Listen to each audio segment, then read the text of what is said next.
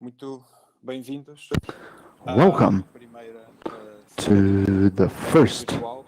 virtual study tour. Esta é uma iniciativa conjunta This is a joint do initiative New Generation Plantations of New Generation Fórum Plantations Florestal da with Bahia, Fórum em Florestal parceria da com Bahia, Suzano, a FFBA, Veracel in e a partnership with Universidade Suzano, Federal Sul da Veracel, Bahia. and the Federal O University of título Southern do nosso Bahia, evento, UFSB. Co-criando The title of our event, projetos de uso do Co-creating solo, Projects for Land Use, tem em vista nós encararmos esta mudança. we've been trying to face this challenge that is set ahead of all of us in a way that we did accept the challenge to continue working together and organize this for the work that we, NGP and the Forum, does, uniting people from different areas, different cultures, different and complementary sectors in co-creational works and towards an objective, a common objective. And on behalf of the whole team, I would like to thank you all for accepting this invitation. It is a huge challenge for all of us. Nós colocamos grande esforço na organização deste evento. As equipas With the teams, desta plataforma alargada, desta parceria, we have an expanded team acting in this organization. We have about 50 people involving the technical team, the translation team, and the team that helped us develop the agenda and mobilize the several partners and stakeholders that are in the rural, remote areas like farms, settlements, and natural parks, to come in this virtual space to talk to yourselves, to talk to myself. We are in America, Europe, Africa, Asia, in completely different moments of the day. But in the end, we're all united by the same interest to find solutions. And the circumstance of the pandemics show us that we have joint and similar problems, and we are never going to solve them individually, isolated in our countries and places. So we have to work together to solve the joint problem, the common problems that we have in our planet Earth. This is an object of our work. The co-creation of this project would be to find sustainable models of production, to work with land, ecosystems like forests, agricultures, and these territories in an integrated fashion. And we should be working in a complementary fashion to each other. So, that's how we are going to take to you this study tour. So we must all be flexible because we're doing something new. So since now, we would like to thank you all for your comprehension, flexibility, tolerance, because some things are going to happen not according to our plans. We know that. We're going to have speakers that might be disconnected in the middle of the call or the presentation because they are in unstable connections, but they're making a whole lot of effort to be here participating. So we have to consider all these points of the process, and we're all learning together here and evolving, developing this structure to work in a different way, more sustainable, and more concentrated in what we want to focus on. That would be the capacities of the ecosystems on the planet. I'm not going to belong much in this introduction, because since now I would like to invite the first partner that we have in our organization. I would like to invite Maria Luisa Paiva to turn on her camera and microphone. Maria Luisa is a director of sustainability of Suzano, one of the participants in New Generation Plantations platform for a longer time. We've been working for such a long time in joint projects approaching these diverse topics of the territory, integration with the several partners, with the communities, and therefore this is one more opportunity that we have to experiment these joint approaches. Maria Luisa, please. Can you activate your camera to join us for this opening session for the study tour?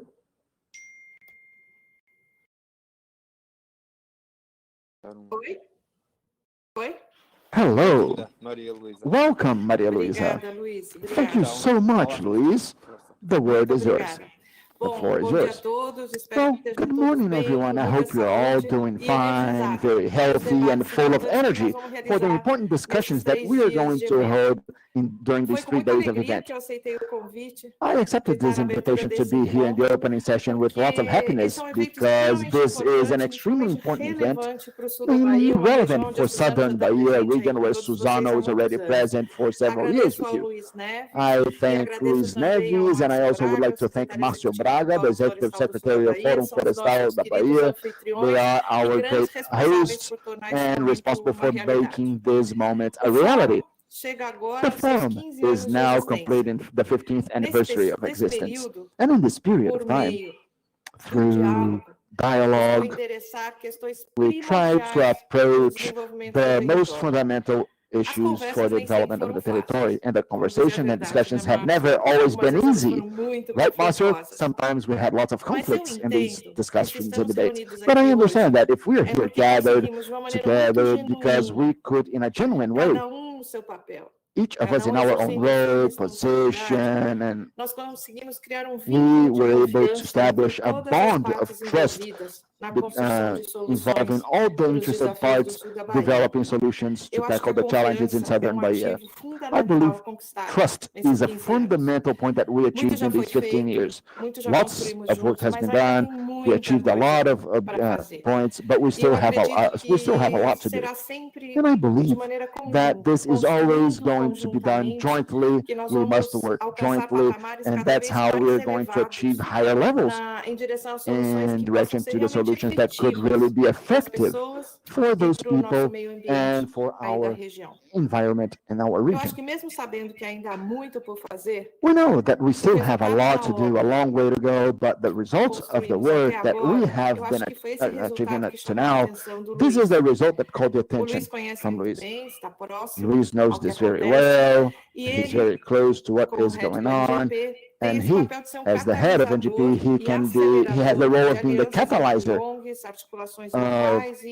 with NGOs, local stakeholders, and investors. We've already known ourselves for a long time. I believe he knows that, he identified the great role, not the potential, the great role that the forum has and performs as an important representative for the Southern Bahia territory, articulating with the main stakeholders and developing and achieving solutions that we could achieve up to now. And Luis brings us this wonderful opportunity here to share and present our reality. And we need to debate new solutions to tackle the challenges ahead of us. We have a lot of good people ahead of us, lots of experiences. As Luis was saying a while ago in the opening moment, we have associations that are experiencing different dimensions of this territory. So we must be very intelligent so we can take advantage of all this wealth and show that during these 3 days, the real impact that we can make working together to change millions and millions of lives in Southern Bahia.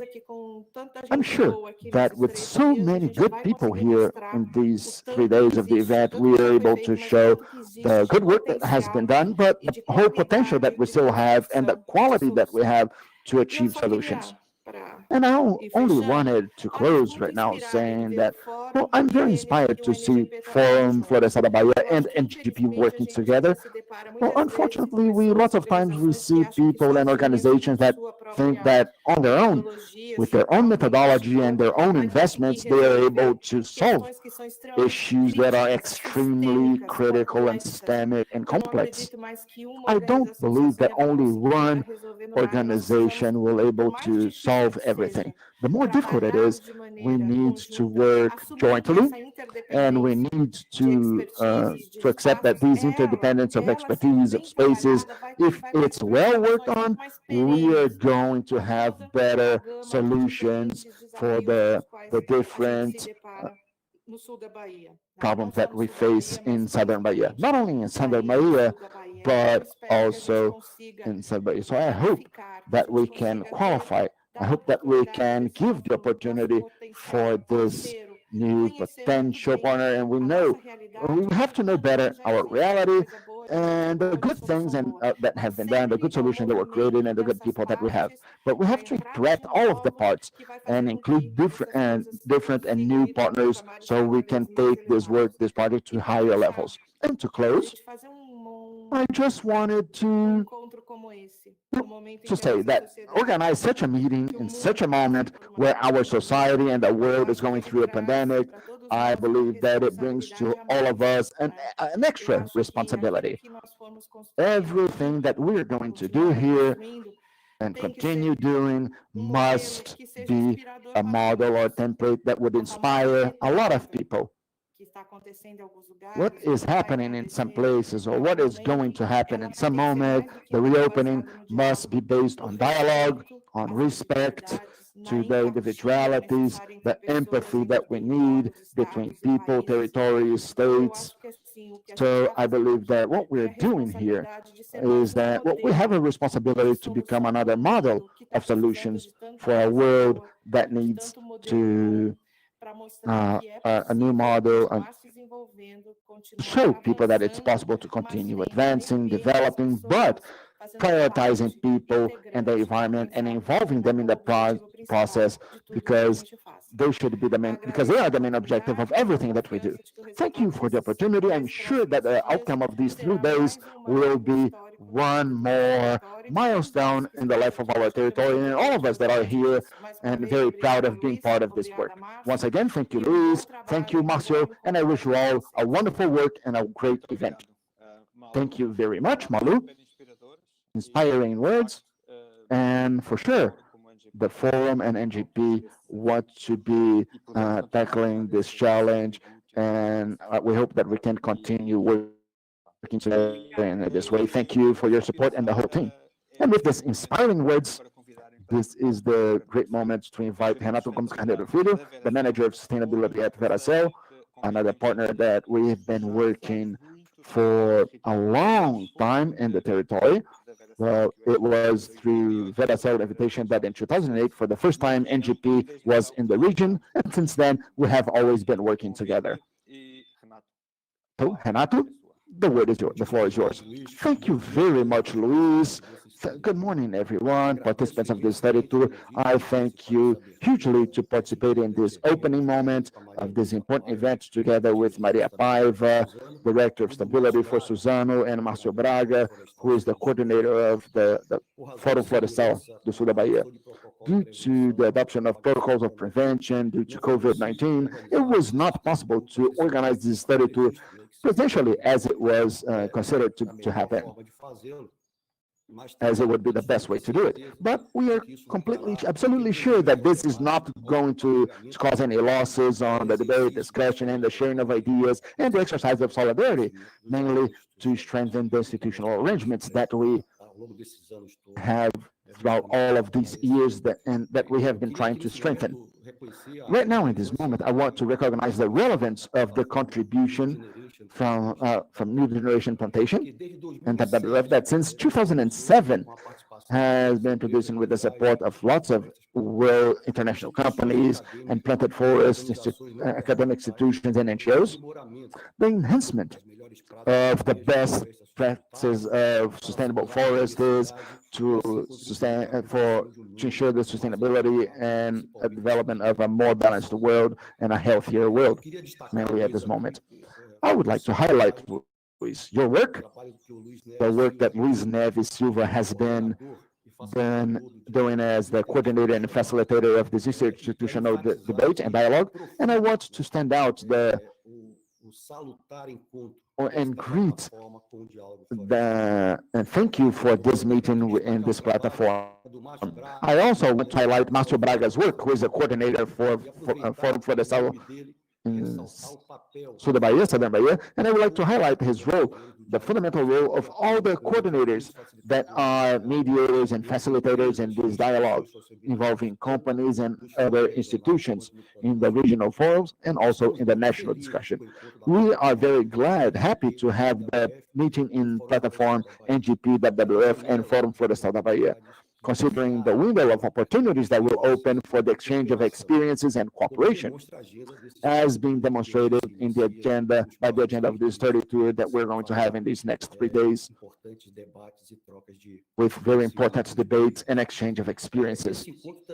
This experience was also influenced by the NGP and WWF and the force dialogue interaction that we had in Bahia and Espírito Santo 2018. Now, in 2020, we celebrate very proudly 15 years of intense dialogues with Forum Florestal to the Bahia, that since 2005, we've been gathering companies and lots of social environmental institutions besides the academia. And along these 15 years, Forum Florestal could celebrate several achievements translated by relevant agreements and initiatives with very positive outcomes. Certainly for the conservation of the Atlantic forest, preservation of the biodiversity, dissemination of the best forest practices, and development of projects that could benefit communities in the territory where Veracel and Suzano operates or acts. As an initiative, a pioneering initiative, the Forum Florestal was an encouragement for the creation of several other forums throughout the country. The next block with Beto Mesquita will bring to us a little bit of this story that could be shared to all of us. In this dialogic space, and in this year we complete 15 years, companies and NGOs learn to value diversity, to have empathy, and to collect the contradictory as inputs for the construction of a consensus. And we transformed conflicts into agreements, and these agreements produced several initiatives and corporations. We are sure that this study tour that starting today here will strengthen even more the connectivity between NGP and WWF and the dialogue for forest dialogues, allowing new partners to be added to this huge platform of contribution or interaction, and this could bring to Southern Bahia new investments directed to projects and initiatives to conserve and restore the biome Atlantic forest and to improve the quality of life of the communities living in this territory. Thank you. I wish you all the best and a great, wonderful work during the 3 days.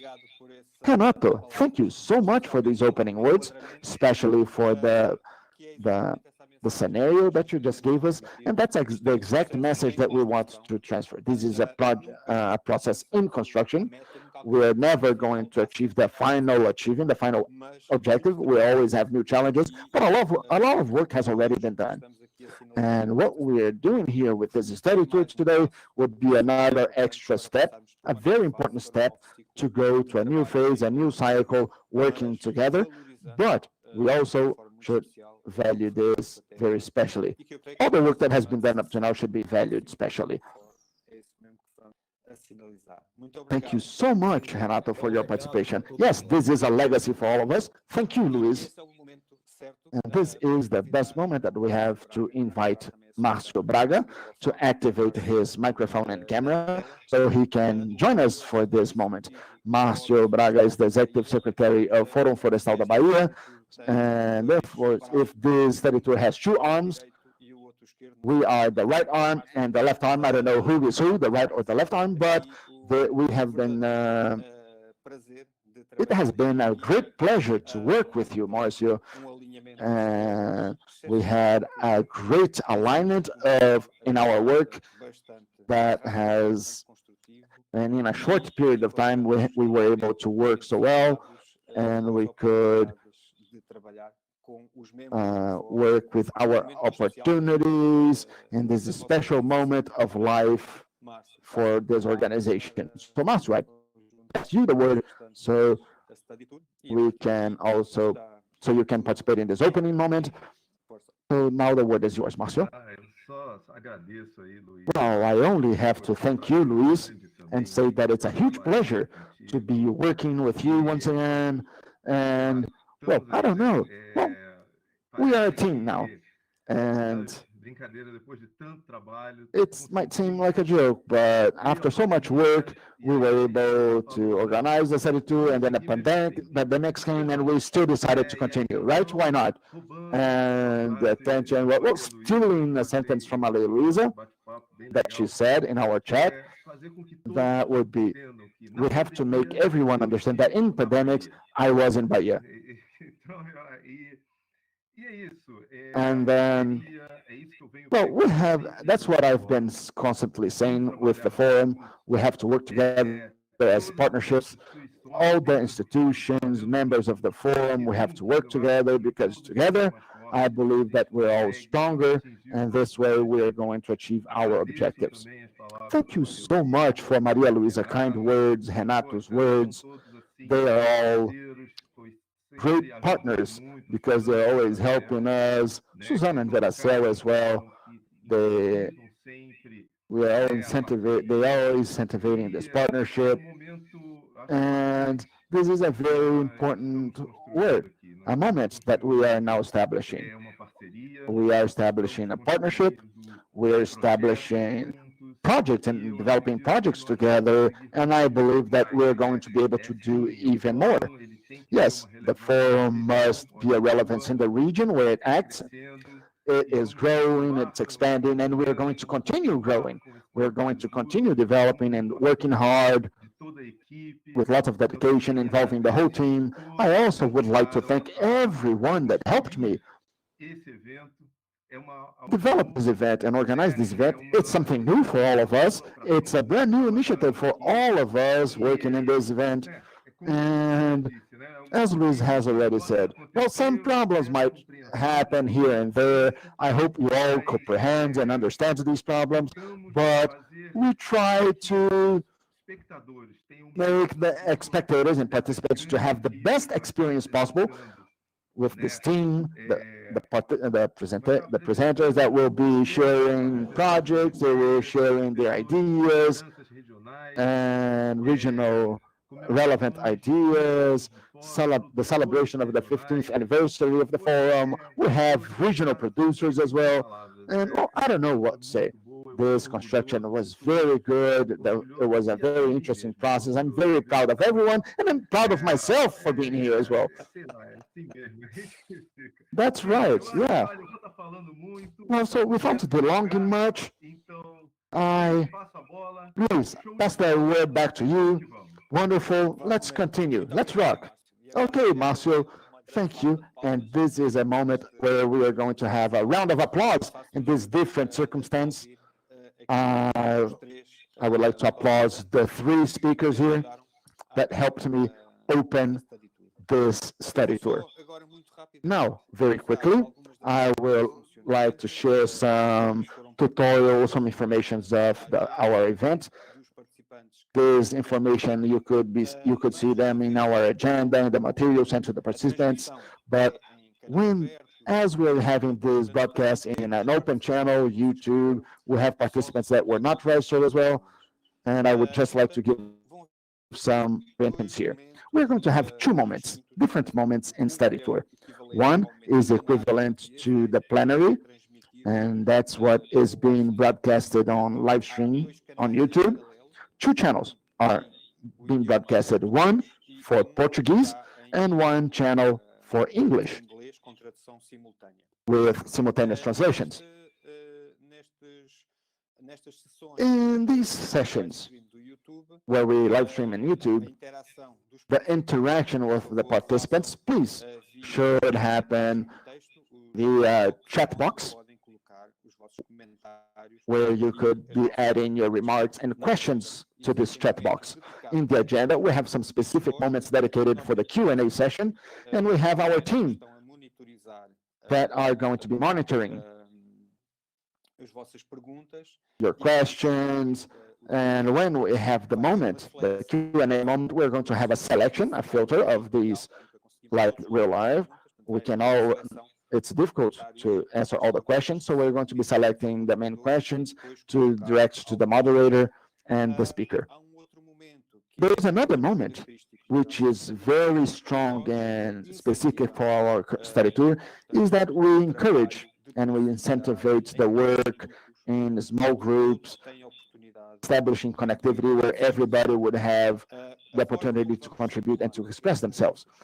These moments we're going to simulate in this virtual study tour would be in 2 breakout sessions on day 2 and day 3 of our study tour, tomorrow and the day after. And these breakout sessions will happen on Google Meet platform. In these breakout sessions, only the participants who have been registered or signed up can be participating directly. They have received already instructions with the links, respective links for their breakout session classrooms, where the moderator will be present to help organize and develop the works.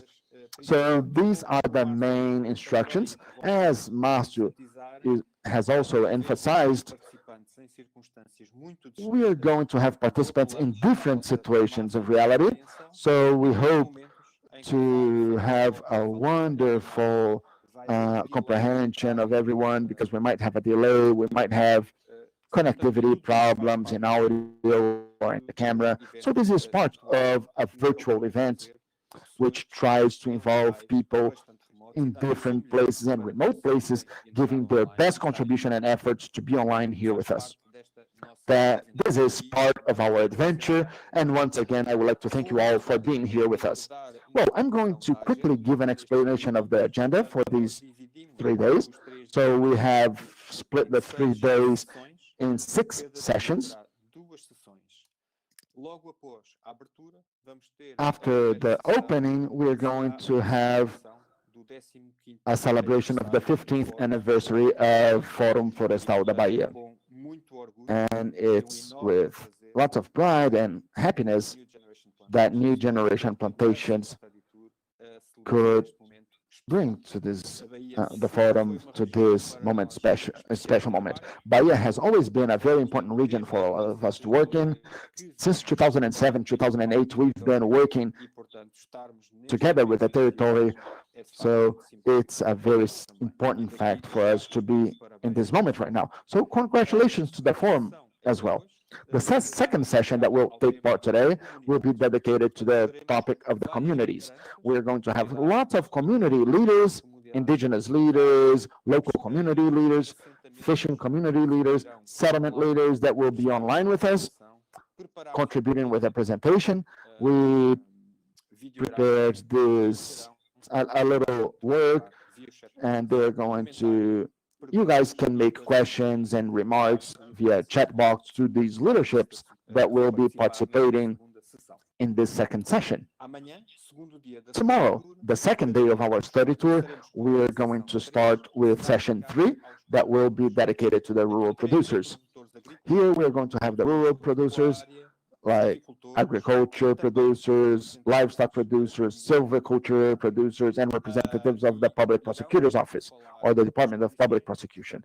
And they're going to talk about the conditions of work and the challenges in this special moment, but mainly, and also the perspectives and the opportunities that, and the view that we want to work with jointly together, how we could establish or construct a better economy or a more sustainable model to live in our cities. This session will be followed by the 4th session, and that's the first moment that we're going to have our group interaction in the Google Meet platform, the breakout sessions. And the first session of breakout will be dedicated to the co-creation of projects. So we would like to invite the participants to share with us their ideas, their initiatives, and their wills, their interests. So together we can help you all structure and develop these projects. On the third day of the study tour, the last day, we are going to start our fifth session. We're going to start the project with New Generation Plantation in the forum, and we've been working with an investor to establish a mechanism dedicated to investments for the Southern Bahia region, where we could give a full support and help developing projects that the members of the forum would like to develop. And in the last session of day 3, we are going to have the second breakout session where we want to hear from the groups the feedback or the input and the comments, remarks of the participants of this study tour around the proposal of the fund. And we are going to have a brief closing session where we are going to talk about our future steps. So this is the agenda that we're going to be united on for the next 3 days. I hope that you're always all going to be with us with full of energy and full of interest to make it all happen. And right now, I would like to conclude this small opening session for this study tour, and I would like to invite Beto Mesquita, who will be right after me, continue moderating the next work. Beto, please. Can you please open your camera and microphone? Please join me in this moment so we can together start what will be the first session of this study tour. And as I've mentioned, it will be a moment of celebration. We are going to celebrate the 15th anniversary of Forum Florestal da Bahia. In case Beto Mesquita has any connectivity problems, in this case, I would invite Oscar Hortaza, former Executive Secretary of Forum Florestal da Bahia, to join us and to help us as a backup.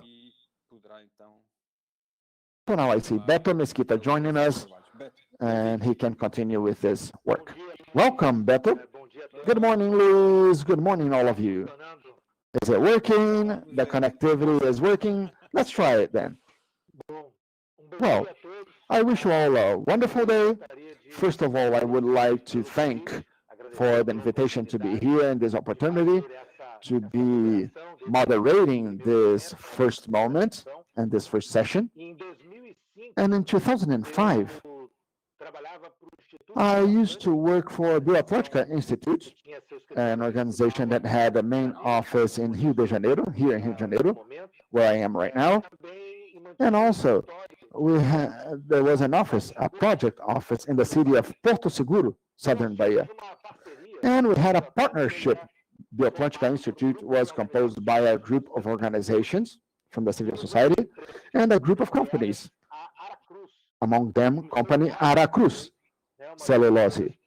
Aracruz Pulp and Paper, that was one of the precursor of forest production or the industrial silviculture in Brazil. And in that moment, back in 2005, in a conversation that I had with the back then sustainability manager for Aracruz company, he teased me because he wanted to make a dialogue and to start a dialogue with those organizations in the civil society that were operating in Southern Bahia. So back then, I was in IBO.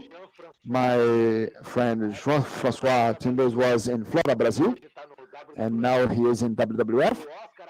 Oscar Artaza, back then, he was also working in Flora, Brazil, an organization which is based in Itamaraju, Southern Bahia. And in this conversation, we decided to invite people, like Aracruz is inviting the civil society. So let's invite now the civil society to establish this dialogue. And we had, in 2005, in the city of Itamaraju, in a hotel symbolically called Monte Pascoal. And it's very interesting because for those of you that are not from the region, we have friends from other countries as well. Pascoal Mount, or Monte Pascoal, is a mountain that is inside the national park, the historical national park of Monte Pascoal. And according to the official story, it was the first point to be seen inland by the Portuguese when they came to Brazil, when they came here for the first time in 1500. So in a hotel called Monte Pascoal, the translation now apologizes, but we're having a connectivity problem with Beto. So the first meeting of the dialogue, the translation apologizes, but once again we have a connectivity problem.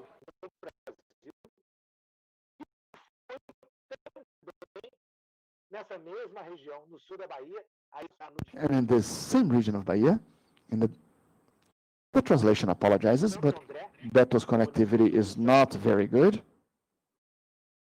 And we apologize for that right now.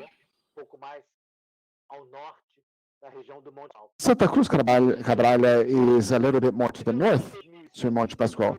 And that was an inspiration for us. In 2005, we were able to have the first dialogue, and now we're celebrating our 15th anniversary. So now we're going to watch a video that was produced showing us the timeline mixing the Brazilian Forest Dialogue and Fórum Florestal da Bahia. It's a short video that I would like to invite you all to watch. It's a launch of this video, so we're going to watch it firsthand. So this is a timeline of our history involving these two dialogue spaces and these two spaces of cooperation involving the civil society, the communities, and the companies of the forest sector in Brazil, in the case of the Brazilian dialogue, and those companies more specifically working in southern and extreme southern Bahia. So let's watch this video, please.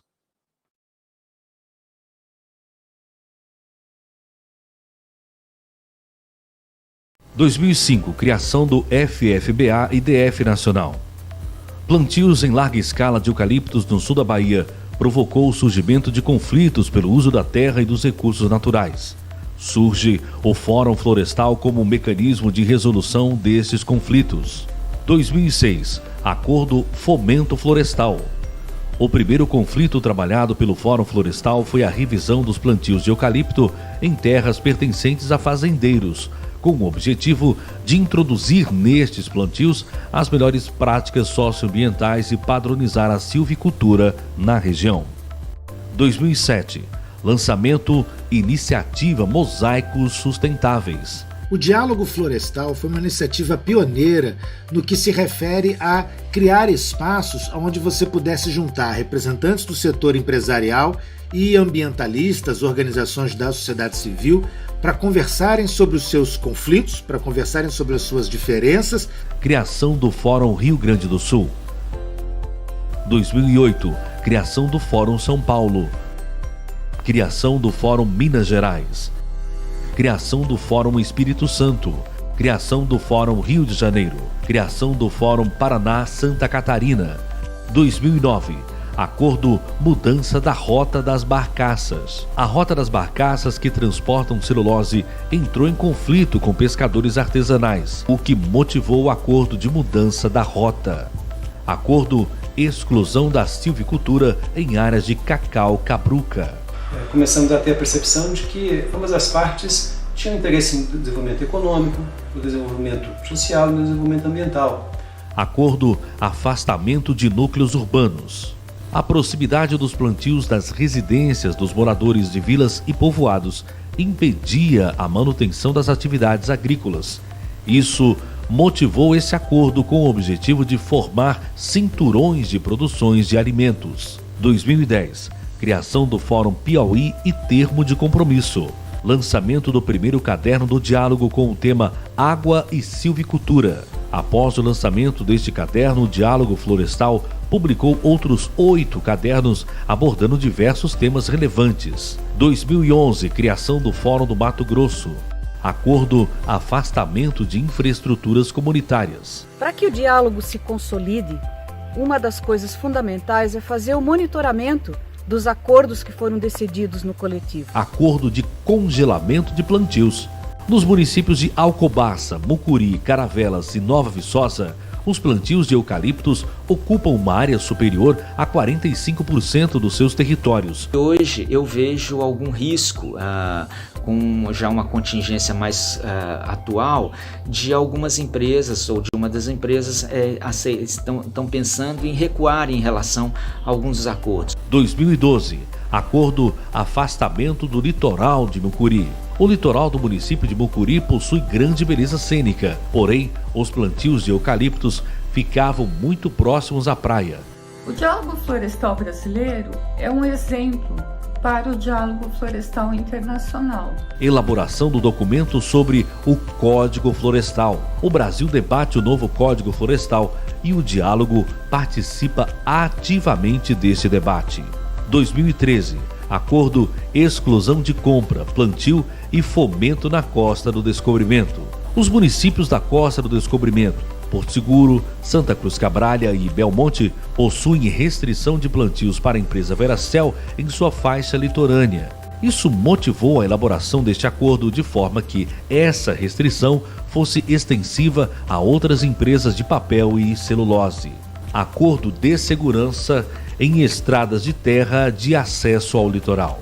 O grande movimento de veículos durante as épocas turísticas e a proximidade dos plantios das margens das estradas motivou a elaboração de um acordo para afastar os eucaliptos das margens. 2014, início do debate sobre árvores transgênicas. O Fórum Florestal da Bahia aumentou a sua importância regional quando ele viu a necessidade de ter uma visão territorial, não somente de uma única atividade econômica, mas sim da dinâmica do uso do solo da sua região de atuação. Acordo de monitoramento independente da cobertura vegetal.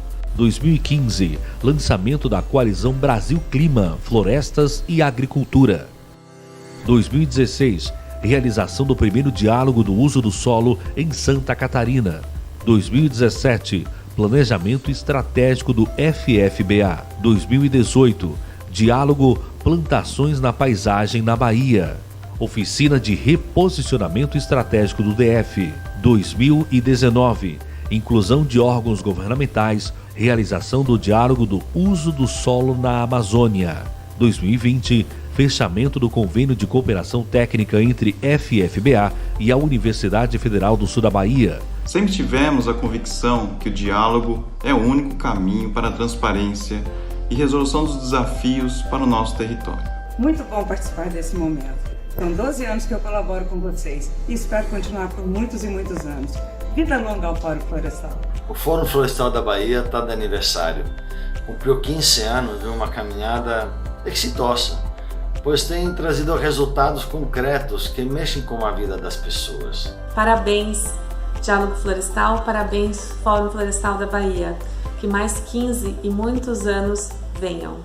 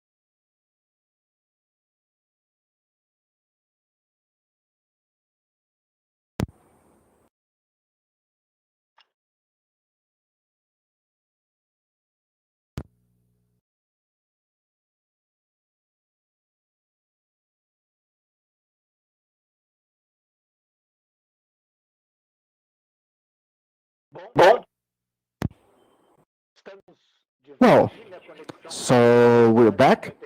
I had a little connectivity issue, but I understand that the video was played successfully.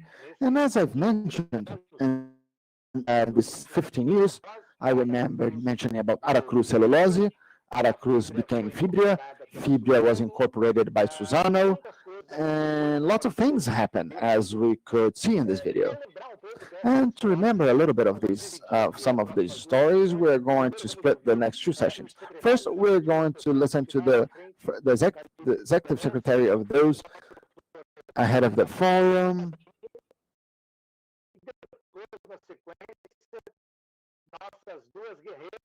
And we're going to listen to our two warriors, Miriam and Fernanda, that is now head of the National Secretariat of the Forest Dialogue.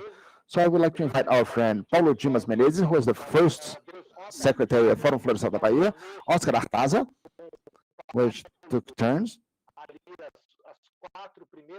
in these 4 first terms of the Secretariat of the Fórum Florestal da Bahia, and Márcio Braga, who is the current Executive Secretary of Fórum Florestal da Bahia, who was in our opening session. I would like to invite him once again. For Márcio Braga, we have Paulo Dimas, Oscar Artaza, and Márcio Braga, and myself. I would like to start saying that each of you will have 5 minutes for your brief interaction. So we have to be efficient to summarize your perceptions, individual perceptions of your story. So please, let's start. Paulo Dimas Menezes. Thank you, Beto. Good morning, everyone. Former Secretary and current Secretary, thank you for the invitation to be here. I would like to say that today I am part of the Federal University of Southern Bahia, UFSB, and in this time, I believe that I've been there for about 5 years, we could see the forum in a different perspective now, in a more distant perspective. I would say that we have experienced lots of achievements, as you could see in the video. And besides the agreements of public interest and community interest that were established, I see also important results that would be the longevity and the pertinence of the dialogues between the company and organizations of the society in benefit of the regional society in the southern or extreme southern Bahia. And I also see as an important outcome that will be shared in the next session, which was a creation of a georeference database or a platform available for the public, which would enable works of planning and advisory and control and management of the territory in a more democratic fashion. I see that after all of these years, these 15 years, I see that we still have some challenges to tackle, as maintain the credibility. And we have to conquer the interest and trust from the segments that are not present yet. For that, we cannot advance backwards in relation to the agreements that were already celebrated, and we have to advance in relation to topics that were not brought to the discussions yet, such as the economic concentration of the 4 municipalities mentioned in the video, that depends strongly on the economy of pulp, cellulose, and does not have so much economic diversity. And also, the concentration of lands and the occupation of traditional territories, such as the indigenous communities, the quilombolas or the former slaves communities, and other rural communities. Then, shifting away from the forum environment, we have to see also how this issue comes to the university as a demand of the society to be approached. And I think that's a challenge for the forum, to put this topic on the debate, on discussions. And I see as a future perspective, a possibility for us to solve this issue with the collective establishment of the forest-based economy that would be biodiverse, producing wood or timber for multiple uses. We are in a region where the forests grow very fast, the fastest way in the planet, and that's a potential that cannot be just forgotten. And we still have reminiscence from the most diverse biodiversities of the world in our standing forests or remaining forests. And I see that this could be generating an environment of constructions and investments in productive forests, not only to produce wood, but also to produce food products. We are in a region which is highly impacted by pandemics and the spilling of oil. We have lots of traditional communities exposed to these risks, and we believe that this forest-based biodiverse economy would have a strong positive impact in this region, mainly for those communities that are used to obtain their sustenance from the forest, and they have projects of restoring the forest, the agroforest, and I believe that's an extremely important work for us to put in the discussion, so we can deal with it simultaneously with the disoccupation of indigenous lands. There are large properties of land that have interest in productive forests. And I'm even going to stop right now because, I would like to say that I'm available for the future debate around these issues that we just mentioned quickly, and some other points that are going to be raised by our colleagues and colleagues from the Forum Florestal. Thank you so much, Paulo Dimas. As he remembered so well, this region of southern Bahia is one of the regions that are the most propitious or the most favorable region for forest production, and it's very important to take this advantage of these environmental assets, the soil, the land, the climate of the region, not only for the production of silviculture, to the same for the pulp and paper production, but also for several multiple uses of the forest.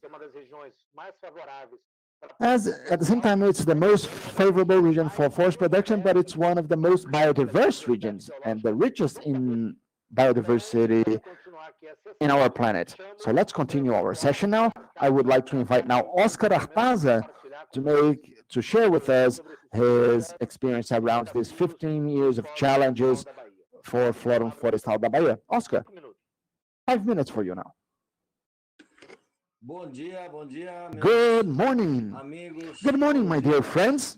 Paulo Dimas, Márcio Braga, Beto Mesquita. Good morning to all of you participating on YouTube channel. I'm very happy and glad to be here sharing with all of you this wonderful moment. And once again, I would like to celebrate. Well, 15 years is something really considerable, mainly for a debate or a discussion or a dialogue group with several stakeholders and actors. My name is Oscar Artaza. I was born in Santiago, Chile. I've come to Brazil for around, well, when I was young. You could see my gray hair now, so I've been in Brazil for a long time already. And I've come here to know the Brazilian Amazon. And I was extremely fascinated and enchanted to what I could see. And then I had the opportunity to know the region of Pantanal, the wetlands, and then I established roots in a different, outstanding, wonderful biome, which is the Atlantic forest in this country. We started acting in the environmental sector. I started acting in the environmental sector since 1997 through environmental organizations. First of all, in Itacaré, in the municipality of Itacaré, Bahia, where I had a residence of 7 years, and then in Ilhéus with another environmental organization.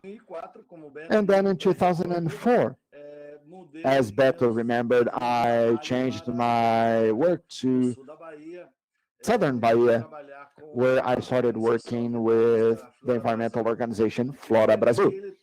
And it was back then that I had the opportunity to learn or to know what was silviculture, what would be the pasture land, extensive pastures of the region, because I live in a region that is rich in cocoa.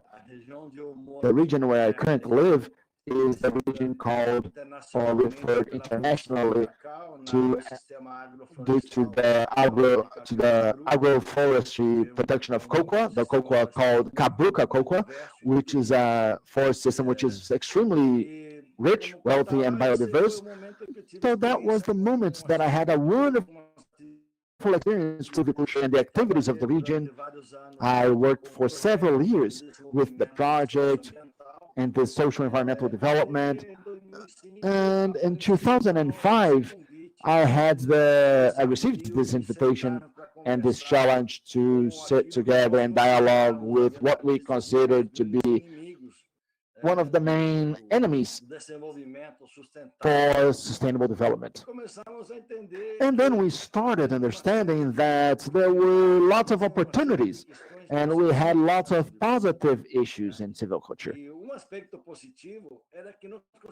or positive aspects. And one of the positive aspects is that we could sit down and talk to someone, dialogue to someone that could really respond to our questions. Because differently from livestock or other economic activities that are very pulverized, where you would have hundreds of farms, we could work on conflicts with 2 or 3 representatives, let's say, and from that point we were able to reach agreements that could then improve and enhance the situation and show us and demonstrate to us the problems, and from that point we could then start celebrating very interesting agreements that has helped to the region a lot. And to conclude, one of the challenges that I see is to strengthen the third sector. We had these years the third sector were not very active, but in previous years they were more active. So this is decreasing the involvement of the third sector. And we have to work with the community. It's good to be involved in projects involving new technologies, and this should be bringing benefits to everyone, benefits for the environment, benefit for the communities, benefits for the people, and that's what really matters. So I would like to say goodbye. We are going to have a moment where we're going to exchange remarks, comments, and questions. So thank you for this moment, for being here, and I wish you all a great day. Thank you so much, Oscar. As I remembered in these past 15 years, when we started Fórum Florestal, I was in Instituto Bioatlântica, and then I went to International Conservancy, and now I am with the BDI Institute, which is also part of the Forest Dialogue. I am still part of the coordination or the steering committee for the Forest Dialogue. And Márcio Braga, who is our next speaker here. Márcio Florestal was in Suzano, he was in Veracel, and now he's also in the third sector, and he is our current executive secretary for Fórum Florestal da Bahia. And we've been in different positions, right, Márcio, different companies, but we are still trying to enhance and improve our forum. So, Márcio Braga, can you please share with us your perception, your experience in this 15-year experience with Fórum Florestal da Bahia? Beto, thank you so much. Well, guys, I've always had this love and this special appreciation for Fórum Florestal da Bahia. I've participated in its creation and its launch through Veracel. I was the forest engineer at Veracel. I was the environmental coordinator at Veracel back then. And afterwards, when I went to Suzano, I also had the pleasure to launch the Fórum of São Paulo, or the São Paulo Dialogue. And now in Bahia, as Beto mentioned, now we have a different look, a look of people of a person that has already worked in forest companies as a forest engineer, and I took over the executive secretariat not only as a job, but as a mission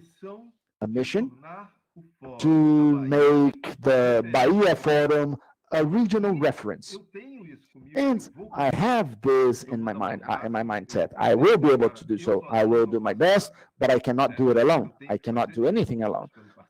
I have to find partnerships, establish partnerships with everyone that can help us. It's a huge responsibility that I took over after so many interesting people were here. Paulo and Oscar were head of this institution.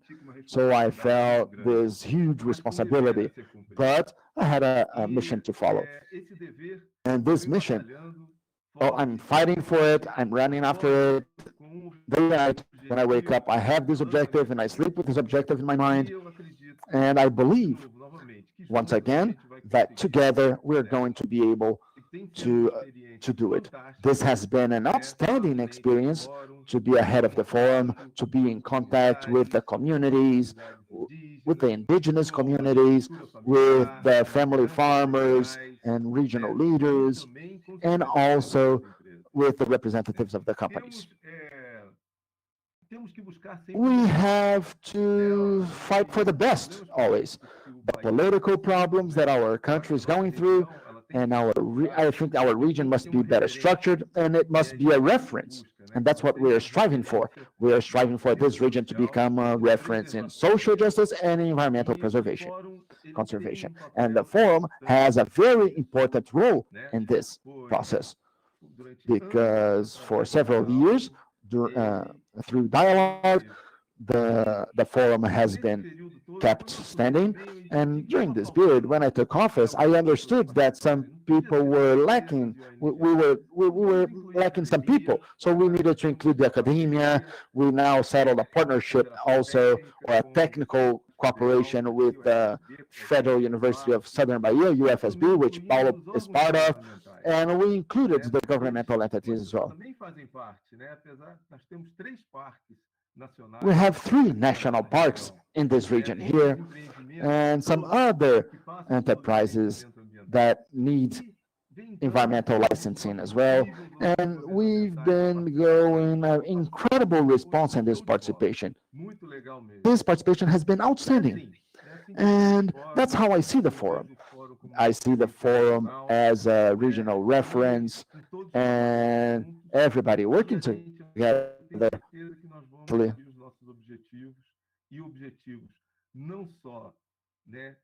And we have to achieve the objectives not only for the NGOs and the companies, but also the objectives of the traditional communities that are present with us. And the several other sectors, productive sectors, such as fruit culture, the production of fruits, coffee, livestock, and working together, I'm sure that we're going to promote a sustainable development of our region. Well, Beto, I believe that's my opening message. I'm going to keep some questions, wait for the questions in the next block, and that's it for now. Thank you so much, Márcio. I would like to thank you once again, Paulo Dimas and Oscar Artaza as well. They're going to disconnect a little bit the camera because we're going to have a little session, and then they're going to be back for our Q&A session. So if you have questions and remarks, please send them on your chat boxes, because our moderators will transfer these questions to us. Okay? So we had these 3 boys, right? And for those of you that think that this executive secretary position is a boys thing, and we don't have a gender balance, no, you're wrong. That's not how it goes. I'm going to invite now 2 ladies, 2 women, 2 warriors that help us in this period. Fernanda Rodrigues, my colleague, a forest engineer, and Miriam Proknov. And I also would like to remember you guys that back there in 2005, when we started the Brazilian Forest Dialogue, 2003 and 2005, we had the first meeting. Before we created the formal executive secretary, which Miriam was our first executive secretary, formal executive secretary in our Forest Dialogue, we had another woman performing, taking this position as well. I don't know if she's here in this event, but I want to send a big kiss to her. Ludmila was my colleague in the days of Instituto Bioatlântica, and she had this position to be ahead of the executive secretariat for the first 1 or 2 years. So all of this history of executive secretariat of formal Forest Dialogue, formally or informally, has been women in it. So we have here Miriam and Fernanda to prove that. So without belonging much, I want to pass the word to the first formal executive secretary of our dialogue. So Miriam, share with us your experience, your perception, your expectations of these 15 years of the Brazilian Forest Dialogue. Well, it's a huge pleasure to be here with you all in this study tour. Thank you very much for the opportunity to be here. And I would like to congratulate NGP and Fórum Florestal da Bahia and the National Forest Dialogue for this event. I want to hug you all virtually also, and a virtual smile as well. Besides saying that Throughout the 15 years of Bahia, the international dialogue is completing 20 years as well. So this year we have the opportunity to celebrate a lot of things, especially in these moments that we need to have the good things around us, to maintain our positive energy considering this difficult situation we're going through. And at the same time, we have to look to the future challenges that we have ahead of us. I am happy to participate in all of these initiatives since the beginning, with the national or the Brazilian Forest Dialogue and the Fórum Florestal da Bahia, and also the involvement that I had with the international dialogue. And recently, due to the preparations of the celebrations of our 20th anniversary, I heard that I was one of the invited ones due to the profile that I have, like eco-freak or eco-warrior, something like that. If it works with such kind of people in the room, then it's because this process has a future. And they only told me this afterwards, only after I had become the executive secretary. And I have to tell you all that these 15 years of experience really make me sure or confident that one of the most precious things that we have in this dialogue is that it is a forum that respects principles and criteria. The non-exclusion, commitment, transparency, respect to diversity, and this is fundamental. So this environment is a safe environment where the diverse sectors and the different positions, like different conflict positions, divergence of interests could be manifested.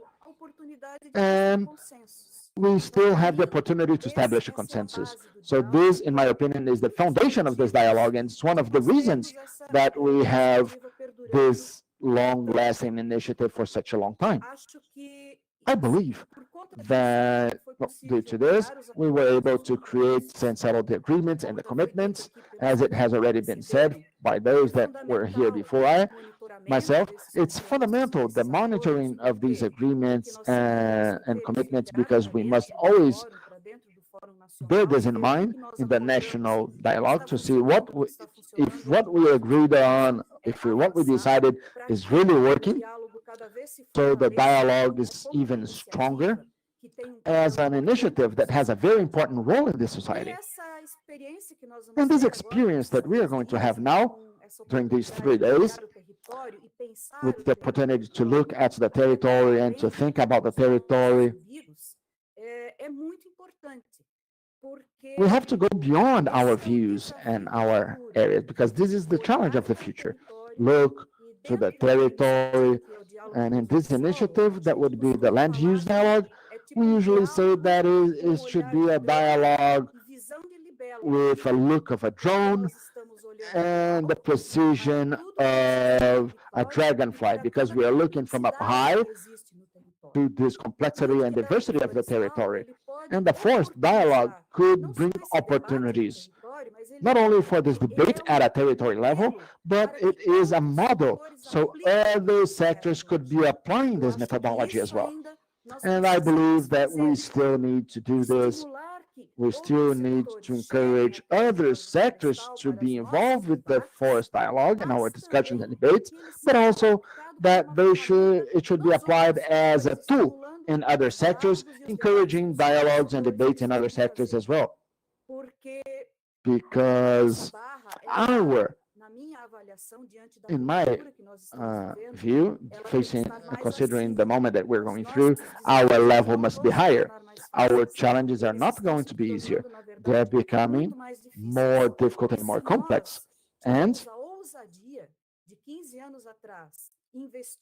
15 years ago, we started investing in an initiative, so we must be bolder. We must be bolder. Pandemics is just the first wave of the crisis.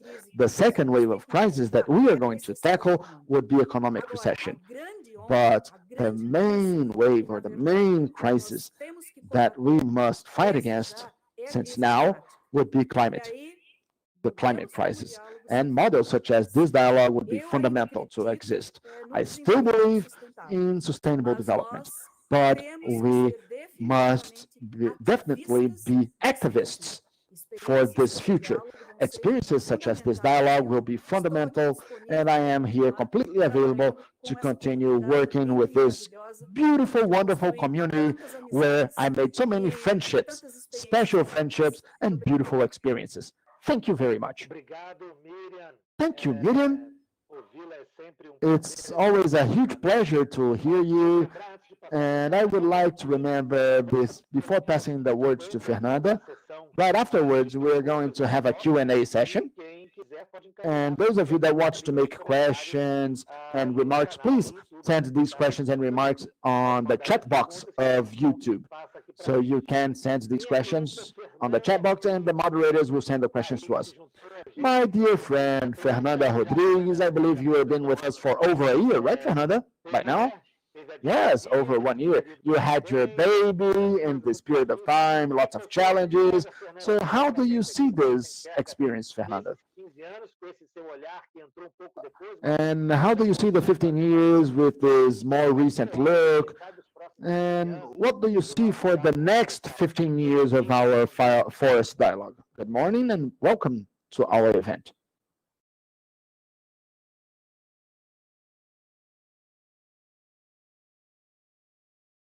The translation apologizes, but Fernanda is having a problem with her audio. Fernanda está no microfone mudo. Fernanda, nós não estamos ouvindo, acho que está no mudo. We don't hear you, Fernanda. We cannot hear you. I'm sorry, but we cannot hear you, Fernanda.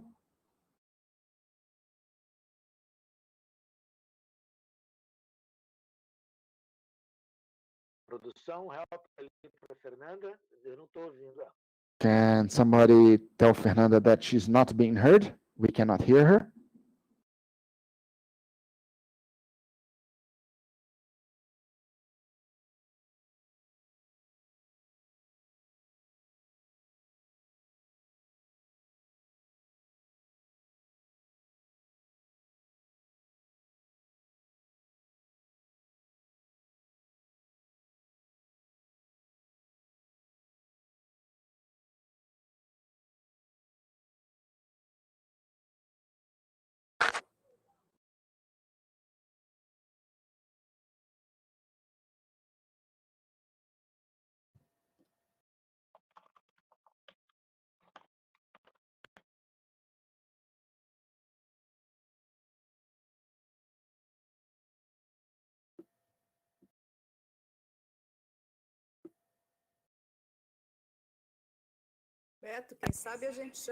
Beto, maybe we can invite, start the panel, and then we can go back to Fernanda's presentation. Okay. As we mentioned previously, we are experimenting the technologies, so we are subject to infrastructure. So, Fernanda, okay, I think I'm back now. Yes, now everything is okay. Perfect. So I was back in time. So please start from the beginning because we could not hear you. Okay? All right, I apologize for that. Thank you very much, Beto. Thank you for the invitation to be here in such a special moment for the Forest Dialogue and Fórum Florestal da Bahia with so experienced people and so many friends. It's not for any person or any organization to celebrate the 15th anniversary. It's a very important milestone that should be celebrated in different ways, in different moments, with or without pandemics. Certainly, we are going to be able to give the special attention for this moment. This is only the first celebration. So we can balance and understand better what has happened and to understand our future. Well, my story with this Forest Dialogue starts back there in 2014, let's say, when I participated in a meeting in Bahia, in an event in the city of Porto Seguro, invited by the executive secretary back then, Oscar Artaza, to discuss transgenic forests. In that time, I worked for FSC, and I was also in different meetings with Fórum Florestal da Bahia, Paraná and Santa Catarina, invited by Miriam, who was the secretary back then. And the first time that I saw the symbol of the dialogue was in that publication, the first publication of those cases on silviculture and water.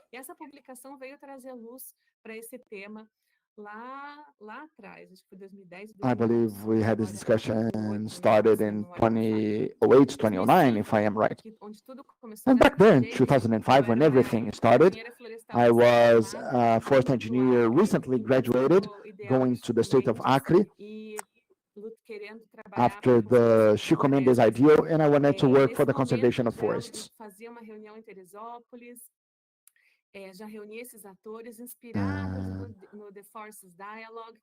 Inspired in Forest Dialogue, which is in the University of Yale. Gary is also here with us today from the United States, watching this broadcast together with Yvonne from Steering Committee of Milagre, and together with me today is representing Brazil and the ambassadors, the Carlos of Ibar.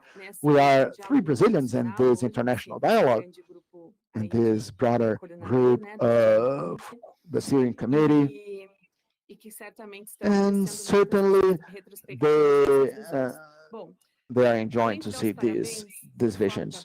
I would like, besides to congratulate Fórum Florestal da Bahia and the Forest Dialogue, I would like to highlight saying that we are a collective working independently with cohesion, because we all have this common objective. And our name, dialogue, well, it seems something simple to dialogue, right? But it's not.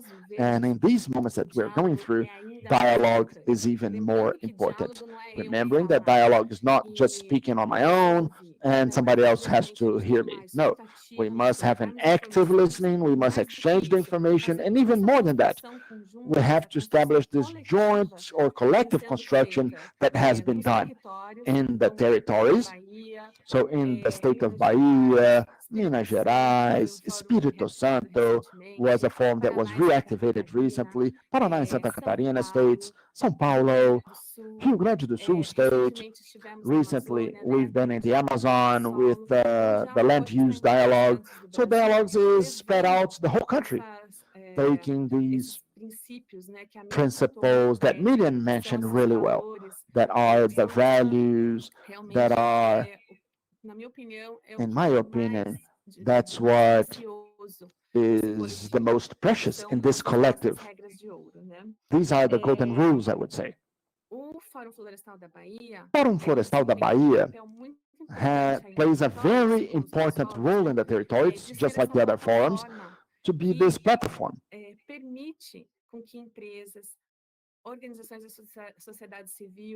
The companies, the civil societies, and research and education institutes could also safely working on their difference and establish new things and change the territory.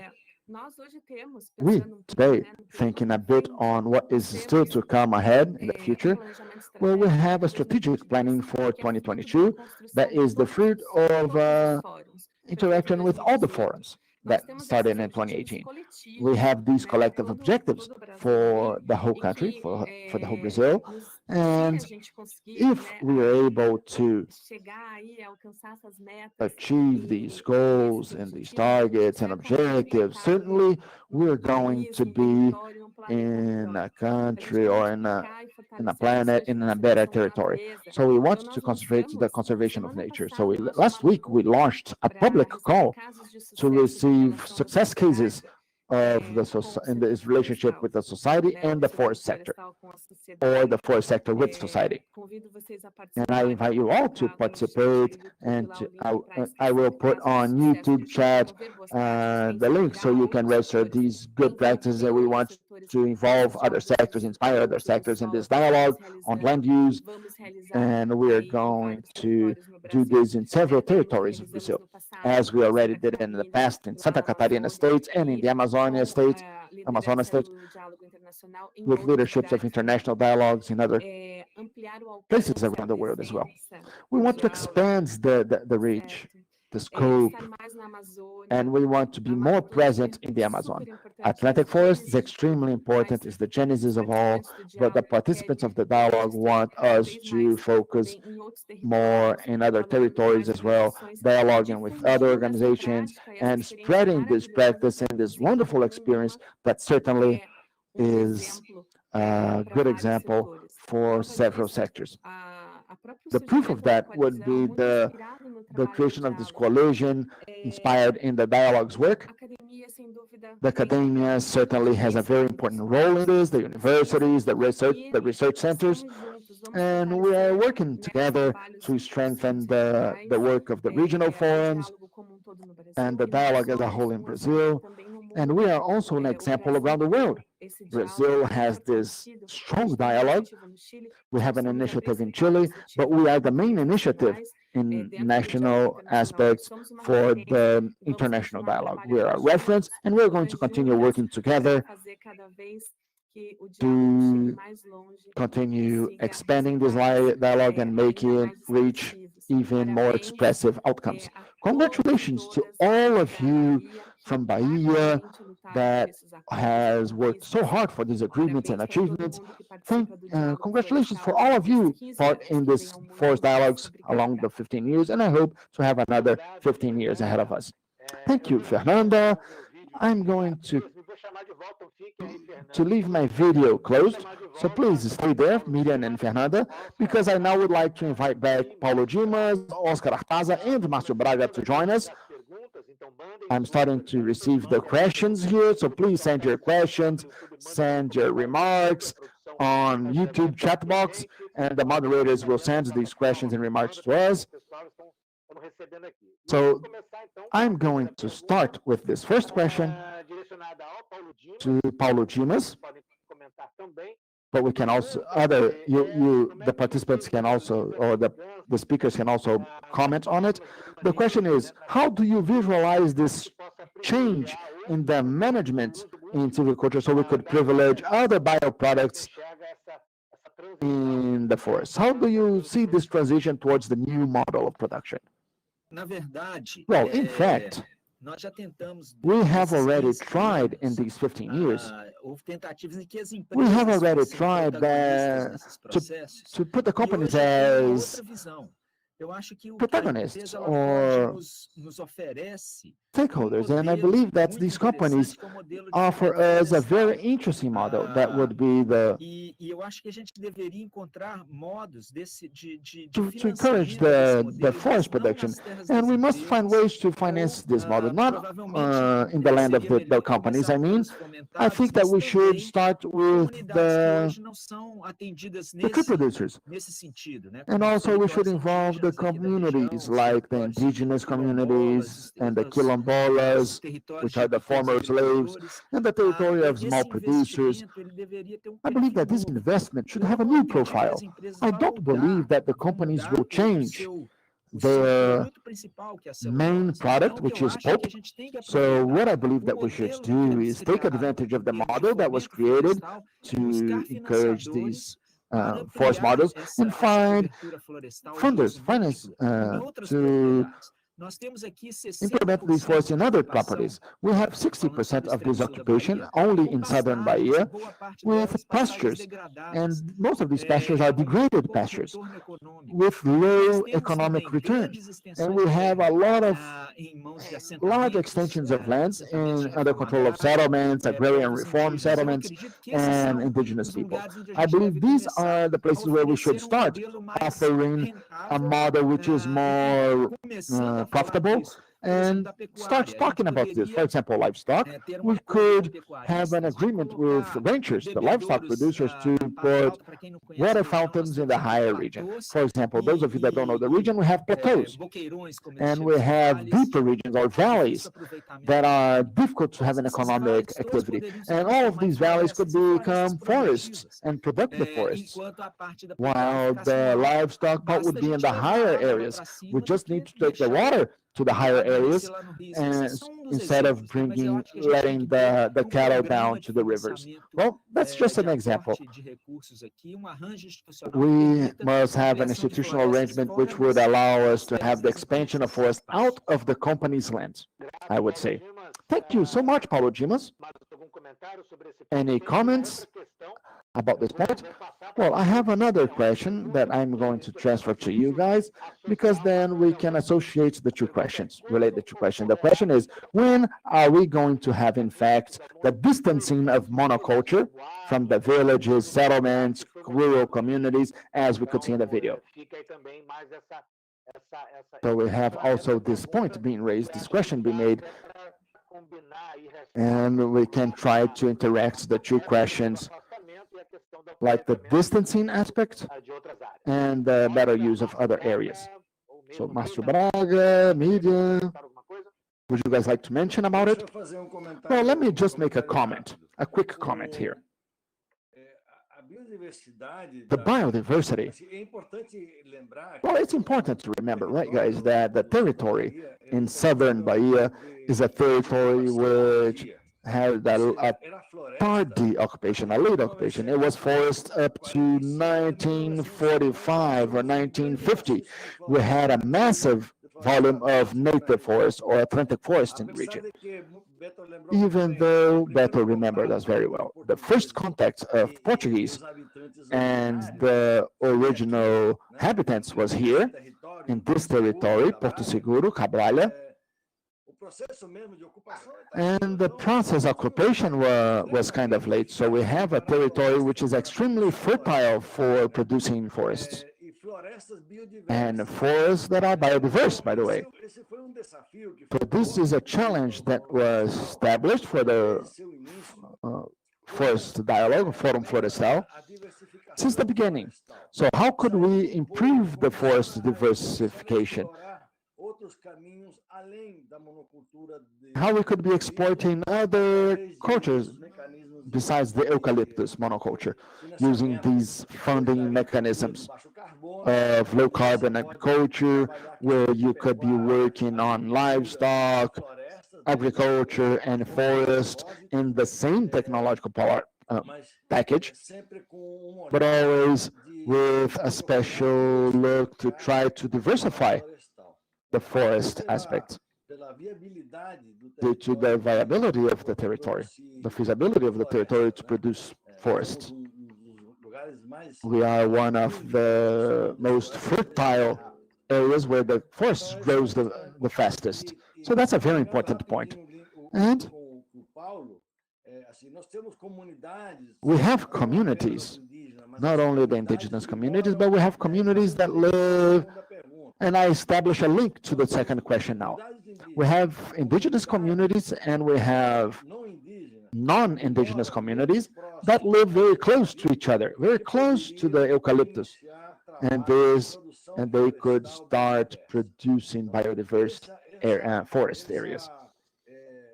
So this proposal to start having this work line based on the forest promotion or social forest promotion, where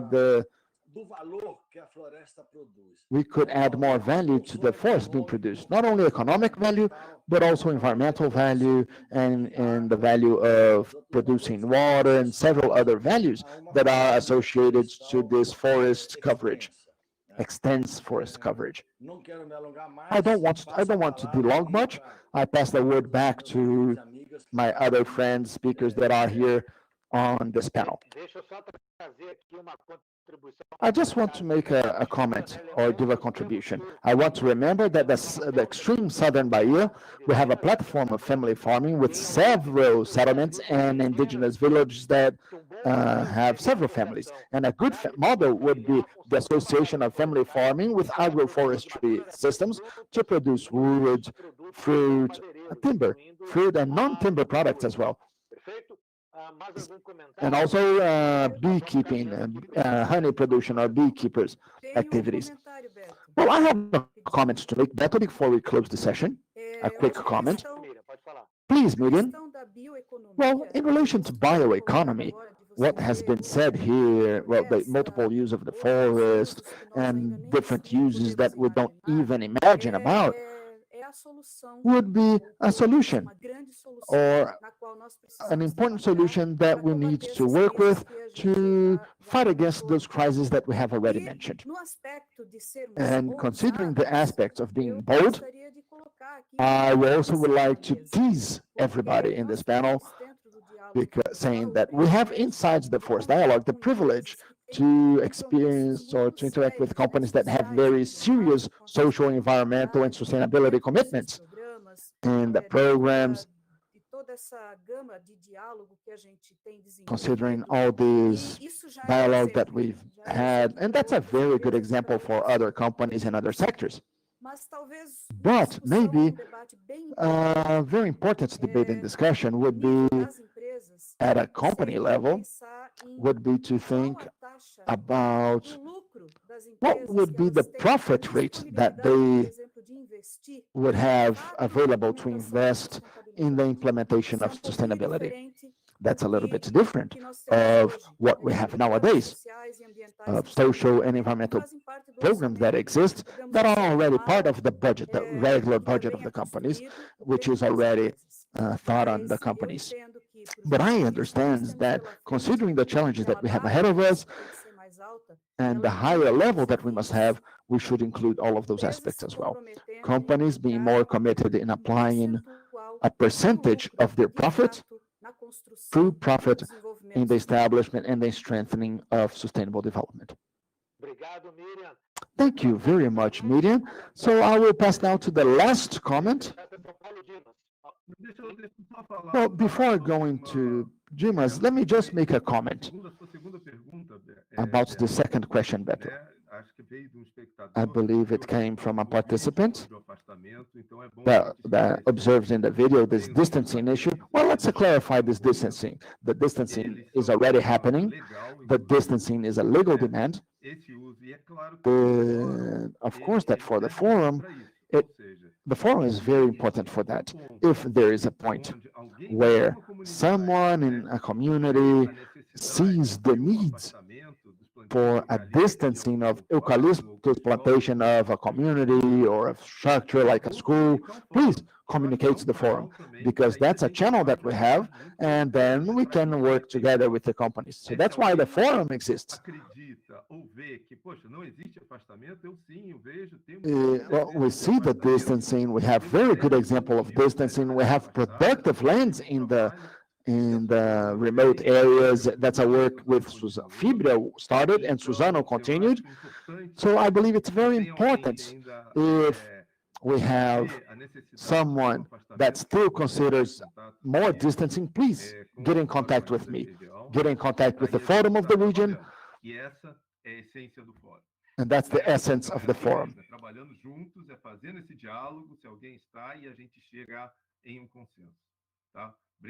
So we have to try to reach the consensus with the forum, and I conclude this with this comment. Thank you very much, Márcio. So with this comment, Paulo Dimas said that the exact same comments that he would like to make, so he doesn't need to repeat the comments. So thank you very much, Paulo Dimas, Oscar Artaza, Márcio Braga, Irian Proknov, and Fernanda Rodrigues. Thank you all. We are now going to conclude this session. Other questions and remarks we are going to send to the participants via email. So now we can resume and continue to our next moment. So I would like to ask you all to disconnect our cameras and audio, so I can now invite our next speaker, Professor Alfani Reis, professor from the Federal University of Southern Bahia. And now we're going to have a brief session about the monitoring of land use and monitoring the Southern Bahia region. And before I pass the words to Professor Alfani, we're going to watch a video about this topic, which makes this introduction to the topic of land use and the monitoring of land use in the region. So please, let's now play the video.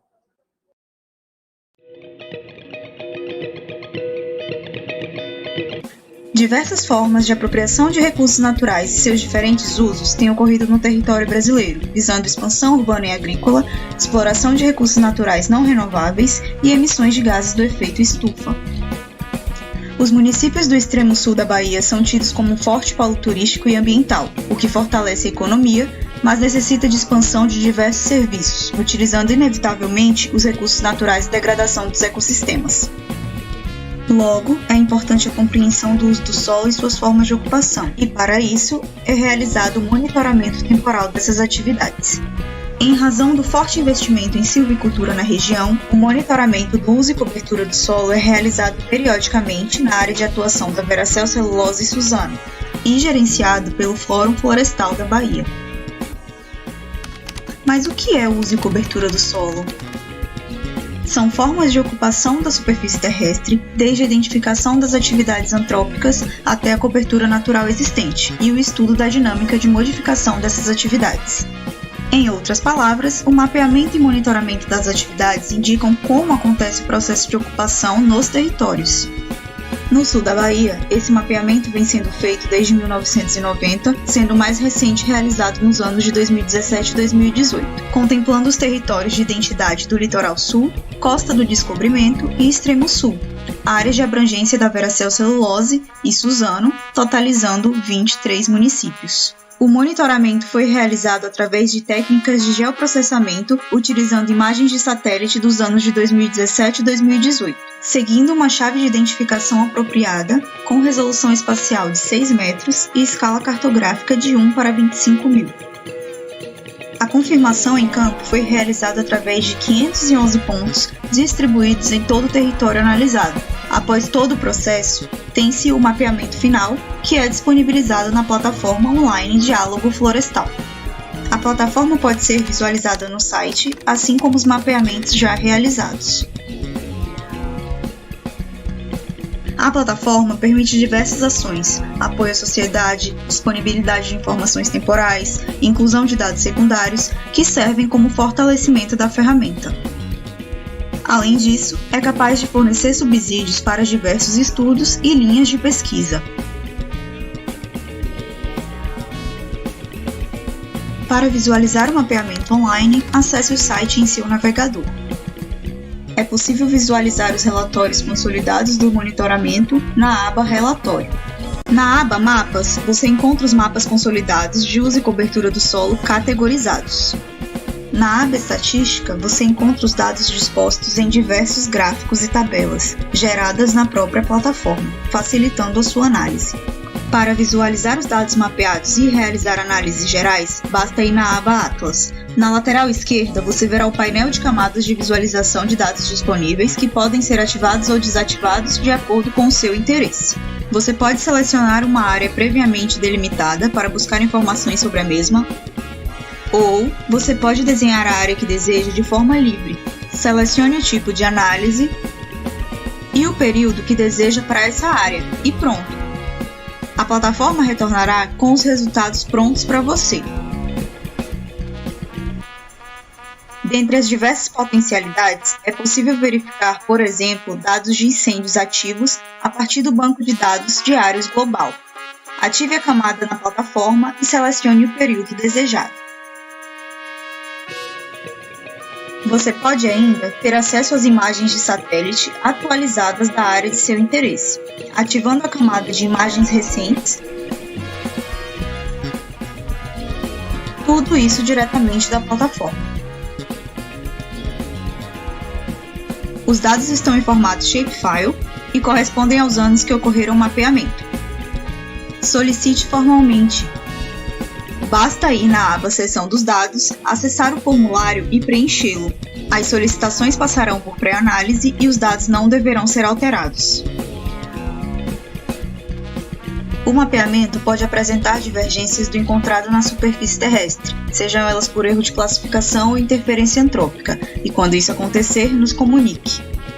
Basta baixar o aplicativo Fotocoordenada no seu smartphone, ativar a localização do seu celular e abrir o aplicativo. Clique em Tirar foto e envie a foto com a coordenada para o nosso e-mail. Se você deseja contribuir com a nossa base de dados, prepare os arquivos vetoriais de forma compactada e envie para o nosso e-mail.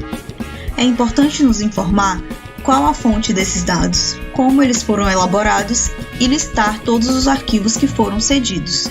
Esses dados serão conferidos por nós e inseridos na plataforma. Esperamos que esse vídeo tenha sido esclarecedor. Não deixe de acessar a nossa plataforma para conhecer mais as suas funcionalidades. Qualquer dúvida, entre em contato pelo e-mail disponibilizado na plataforma.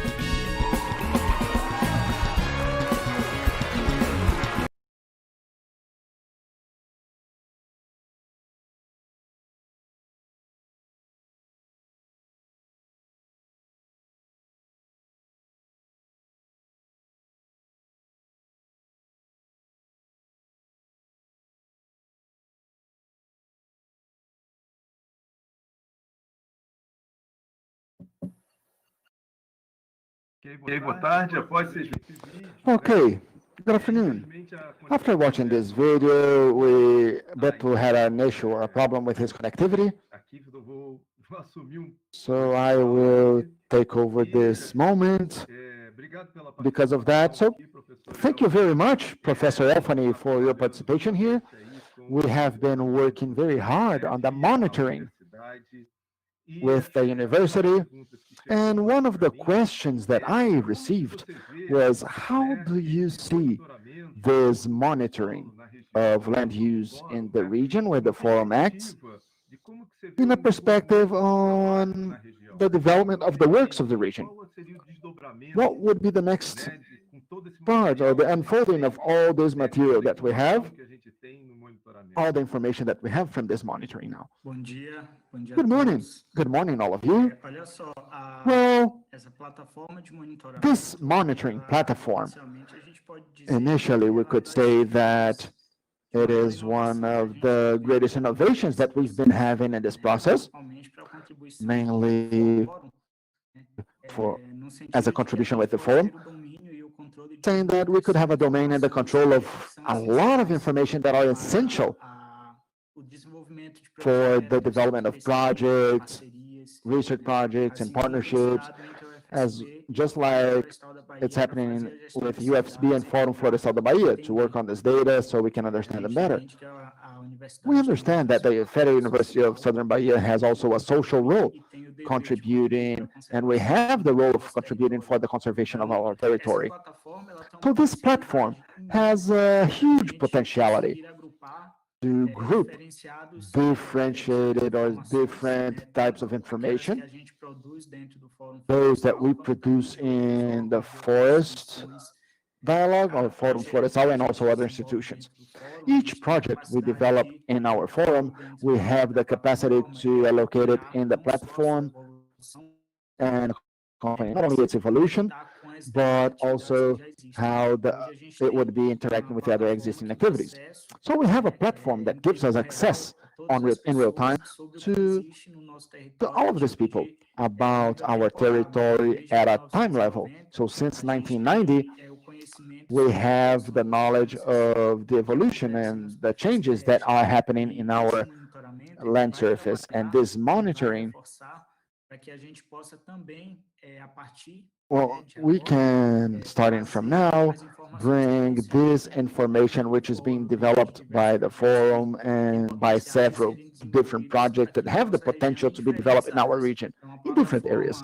So it is an interactive platform which interacts with all the publics, all the activities, all the projects, and it will strengthen our knowledge over our regional potentials, and mainly everything that we've been doing about the restoration, the environmental restoration of our ecosystem and our nature in Costa do Descobrimento region. So we can monitor and implement the visualization of those restored areas and the formation of ecological corridors, and we can understand how the forest fragmentation is. we can also insert or include information of agricultural potentials, silviculture potentials. So we have several ways that the platform allows us in terms of restoration and environmental conservation for our areas. Thank you so much, Elfani. I went straight to the questions, right? And I think it's also important for you to introduce yourself, what you do in the university, who you are, I'm sorry for that, but please. Well, I am a biologist of background. I am a master in environment and doctor in environmental sciences. Currently, I am a professor for the Federal University of Southern Bahia, UFSB, the university located here in this region, Southern Bahia, in 3 cities, different municipalities. So we have the city of Itabuna, the city of Porto Seguro, and Teixeira de Freitas, areas where we have our campuses. In this moment, I am based in Porto Seguro. I work with environmental planning and management. So all of these dynamics that the Fórum Florestal is experiencing, discussing daily, this would be an area of operations, and I do these analyses so we can understand better how these changes are going or how the changes are happening. So in our university, we have a Center of Environmental Science Formation and Territorial Development Center, working together with Fórum Florestal in a technical cooperation to make the management and promote this dialogue between science and society and help wherever possible so we could have the monitoring of the land coverage or the land surface of our territory where we act to understand better and to motivate its conservation mainly, let's say. Elfrey, thank you so much. Thank you very much. It's been outstanding to work with the Federal University of Southern Bahia and more especially with you in this initiative.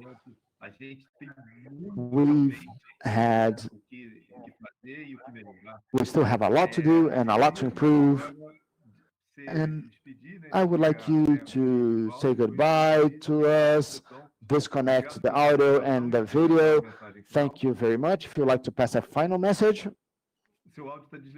Your audio is off, please. Okay.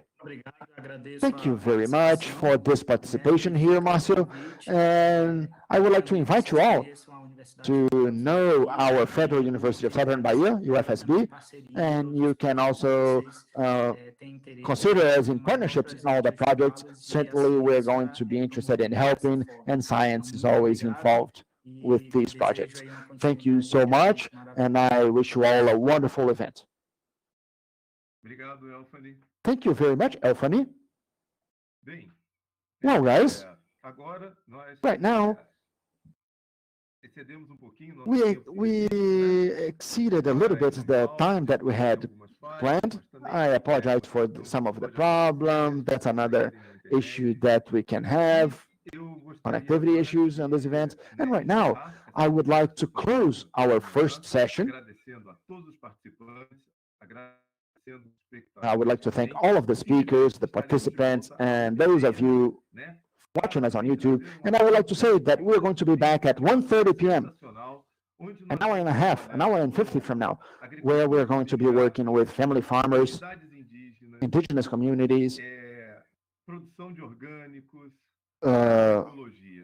organic producers, and agroecologists.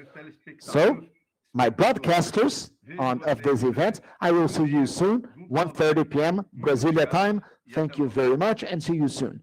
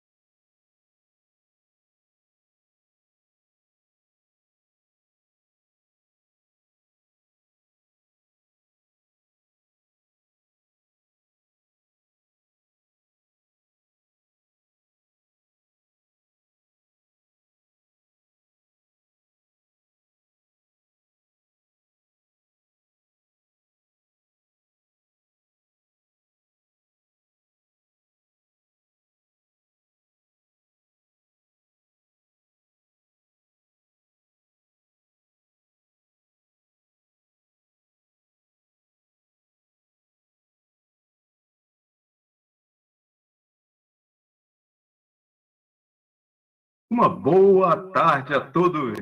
Estamos aqui de volta. Good afternoon, everyone. We are now starting our afternoon session. I would like to thank you all for your participation. And on this return, I would like to answer here are some questions that I took note after our closing session this morning in regards to the monitoring of land use and that software. Lots of people probably tried to access it at the same time, and I believe that it was due to this problem. But, well, it's back to normal. So the link was shared.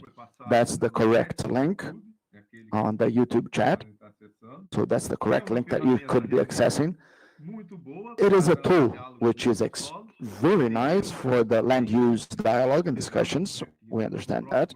And we hope that in our next event, we can even improve it, enhance it, so it can be even better. And the civil society's participation certainly is really important.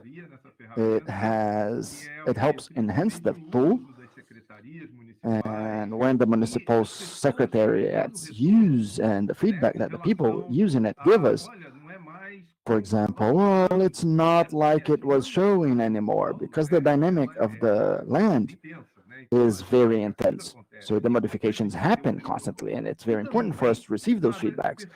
And nothing is perfect, right? We might have mistakes and errors, so it's important for us to have this feedback from those noticing the problems on the field, different from the platform. Well, continuing,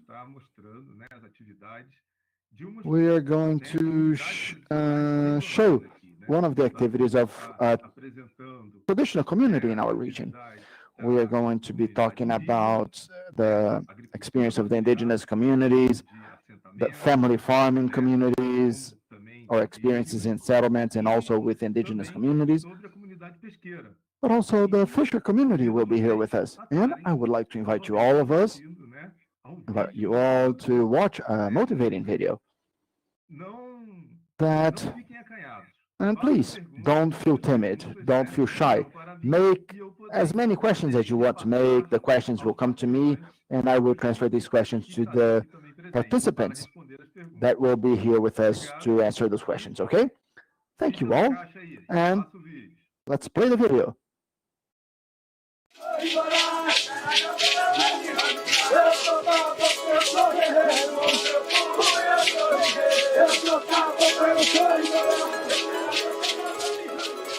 Sou Cacique Aruan da aldeia Pataxó, Coroa Vermelha, aqui no município de Santa Cruz Cabralha. Também estou presidente da Federação Pataxó e Tupinambá do extremo sul da Bahia. A nossa organização representa 5.239 famílias e mais de 24 mil índios em 50 comunidades aqui nessa região, sendo 43 Pataxó, 1 Pataxó Ranrã e 6 Tupinambá. A atividade econômica dessas comunidades indígenas, em sua maioria, gira em torno da produção, beneficiamento e comercialização de artesanatos indígenas aqui na Costa do Descobrimento. Porém, também temos atividade de agricultura familiar, pesca artesanal, o etno, turismo, para a produção agrícola e atividade de sustentabilidade ambiental. A economia solidária ela acaba sendo um fomento de renda para as comunidades, mas também de autossubsistência. A gente tem feito um trabalho aqui de divulgação. A ideia é propagar essas atividades dentro do maior número de aldeias possível, para que ela não possa só produzir para o consumo próprio, mas também que ela possa produzir para fora, que ela possa vender em outros lugares, em outros mercados, aumentando aí a autonomia tanto alimentícia, mas também financeira das comunidades. Então, atrelado a isso, a gente tem a questão do ecoturismo, que é uma prática hoje crescente nas comunidades Pataxó. Com o ecoturismo reforça a questão da preservação da natureza, já que a questão da natureza está muito ligada à questão cultural Pataxó. Eu sou Alfredo, sou presidente do Conselho de Cacique da Terra Indígena Barra Velha.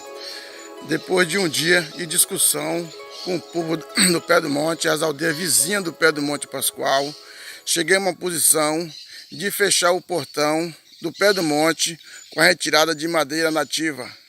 Todos os indígenas das aldeias em volta do monte decidiram que a partir de ontem foi fechado o portão para não sair um graveto mais desse parque nacional aqui no pé do monte.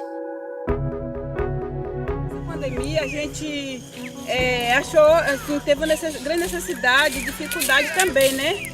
Na questão da própria alimentação. E aí, como a gente tem várias mulheres aqui também com esse mesmo pensamento, a gente deu início nessa pequena agrofloresta aqui, né, nesse lugar aqui, onde a gente sabe que a agrofloresta ela é um projeto de longo prazo, né? E enquanto isso a gente trabalhando a hortaliças, né? Porque a hortaliça é de curto prazo, um mês, 45 dias. E aí a gente trouxe esse grupo de 11 mulheres, né, para esse trabalho com a agrofloresta. A gente já plantamos aqui várias culturas, né, também com muda de floresta nativa, abacaxi, temos melancia, abóbora, coentro, várias plantas nós temos aqui. Plantamos coco, cacau, corante. Então hoje a agroecologia, ela tem sido uma grande ferramenta. Então, quando a gente trazemos isso para dentro das nossas comunidades, a gente não quer nada mais do que o nosso bem viver. E então, quando a gente fala de bem viver, a gente também não estamos falando só do nosso povo, a gente estamos falando de um bem viver comum. Mais do que a laranja, então, a tangerina funcionou? Não, filha. Por quê?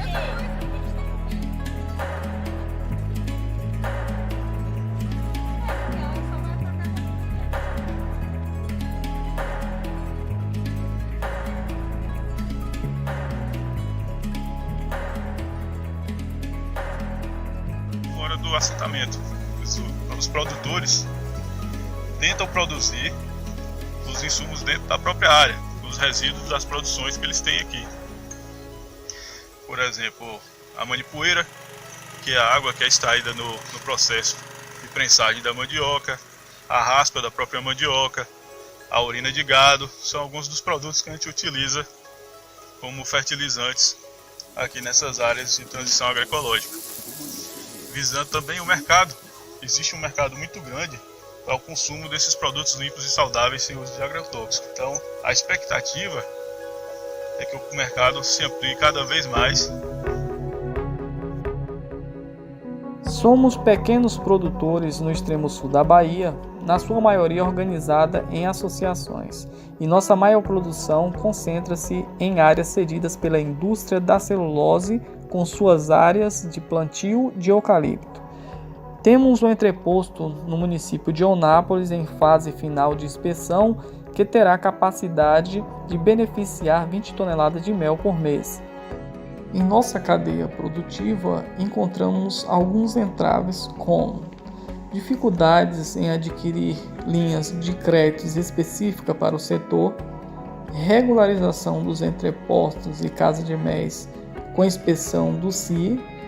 Com isso, impacta diretamente na comercialização dos nossos produtos. Para melhorar a vida dos pescadores que ficou, entendeu? Na indiferença da pesca na cidade histórica de Itapevi, você entendeu?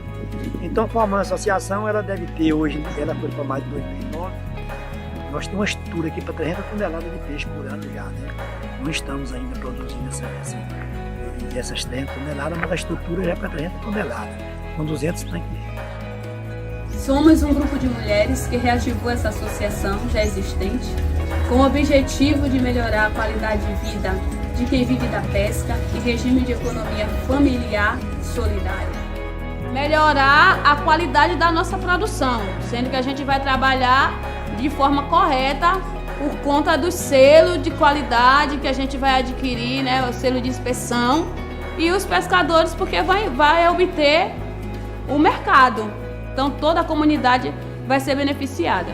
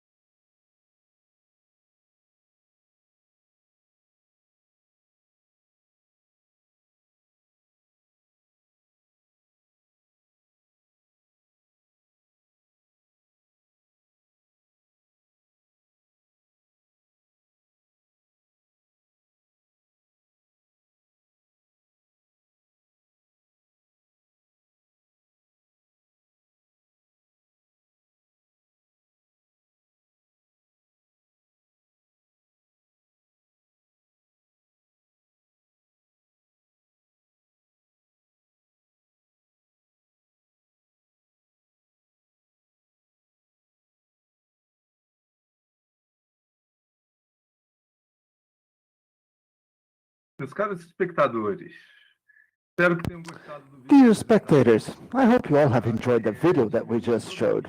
Well, we had a little problem, technical difficulty with the audio transmission. Of course, that this might happen. Due to this, I will just repeat some of the important messages that I shared in the beginning.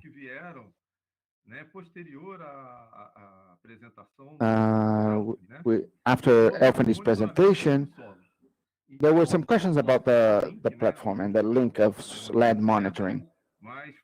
Some had problems of access, but we had a lot of access to the platform, but now it's working normally. Yes, it's a very good tool to be used in the land use dialogue, and we're going to do that. We're going to use that. And the participation of the civil society is very important. Because the more the return that we have is, more it will be better for us if we have more feedback to improve, to enhance our work. So, yes, let's now resume our block, our session, and please, don't be shy, don't be timid, make lots of questions, lots of remarks, interact with us, because I will be transferring all of those questions to our participant. Our first visitor, our first speaker is Carcaju Pataxó from the indigenous community. Now I would invite Carcaju to open his video and his microphone to start his presentation. Hello, Carcaju. Welcome. It's wonderful to see you. Please feel free to introduce yourself. Good afternoon, everyone. I am Carcaju Pataxó from the Pataxó Coroa Vermelha village, graduated in social science and humanities in the Federal University of Minas Gerais State. I've been with the Forest Dialogue in some previous meetings, representing the indigenous communities whenever I can. And to talk about I'm going to talk a little bit about the Pataxó communities. Before the pandemics, we had our activities being carried out normally, fishing, ecotourism, and handcraft and art, but now we were impacted by the pandemics. But all of the communities are making all of the effort possible to be away from this disease, which is invisible. And our main concern would be with our communities, but also the elder ones that have the knowledge, all the knowledge. Without their knowledge, we wouldn't have this culture alive, and we wouldn't be able to do what we do. We are now in southern Bahia with around 40 villages. The Pataxó peoples would be around 4 municipalities in the state of Bahia. We have some villages close to the cities. We have some villages in the rural areas and some villages close to the coast.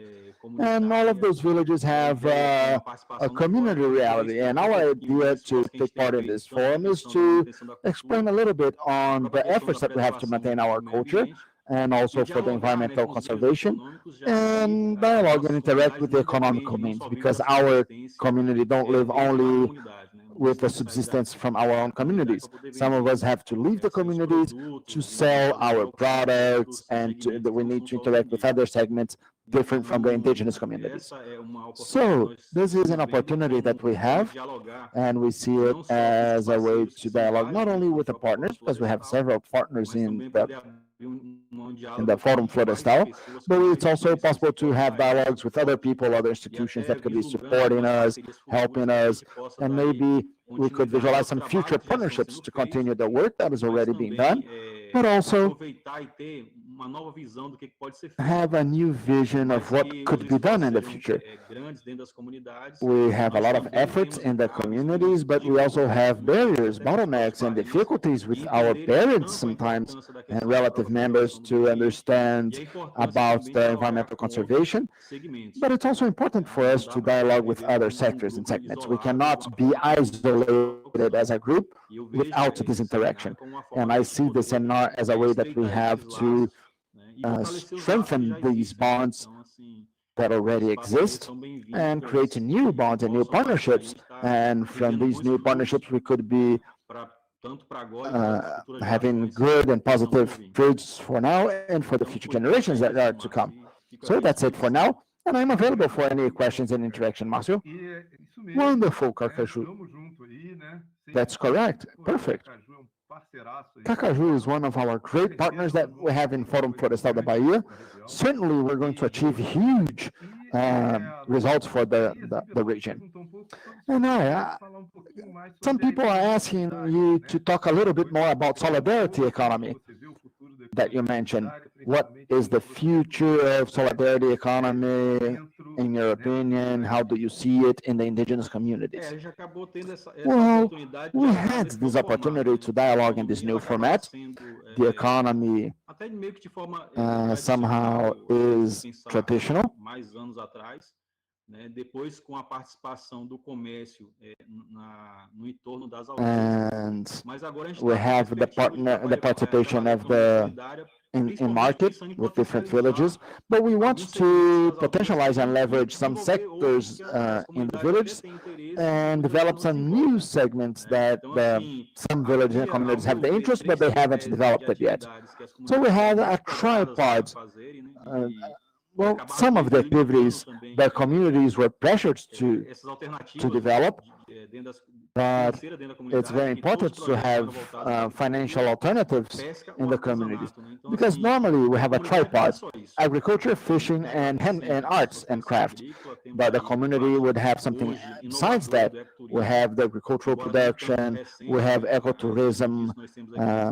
As an example of this, we have a pilot project being developed for a long time already, with Reserva da Jaqueira, with ethnic tourism, and that was a good example for other communities, other peoples, and we also have the peoples around Monte Pascal to develop ethnic tourism, and the fishing, the subsistence fishing, and also commercial fishing has been slowly has been developed in this region. In Coroa Vermelha, we have a fishing cooperative that works with some of the technologies already, but I see it's a small group of fishermen in this segment.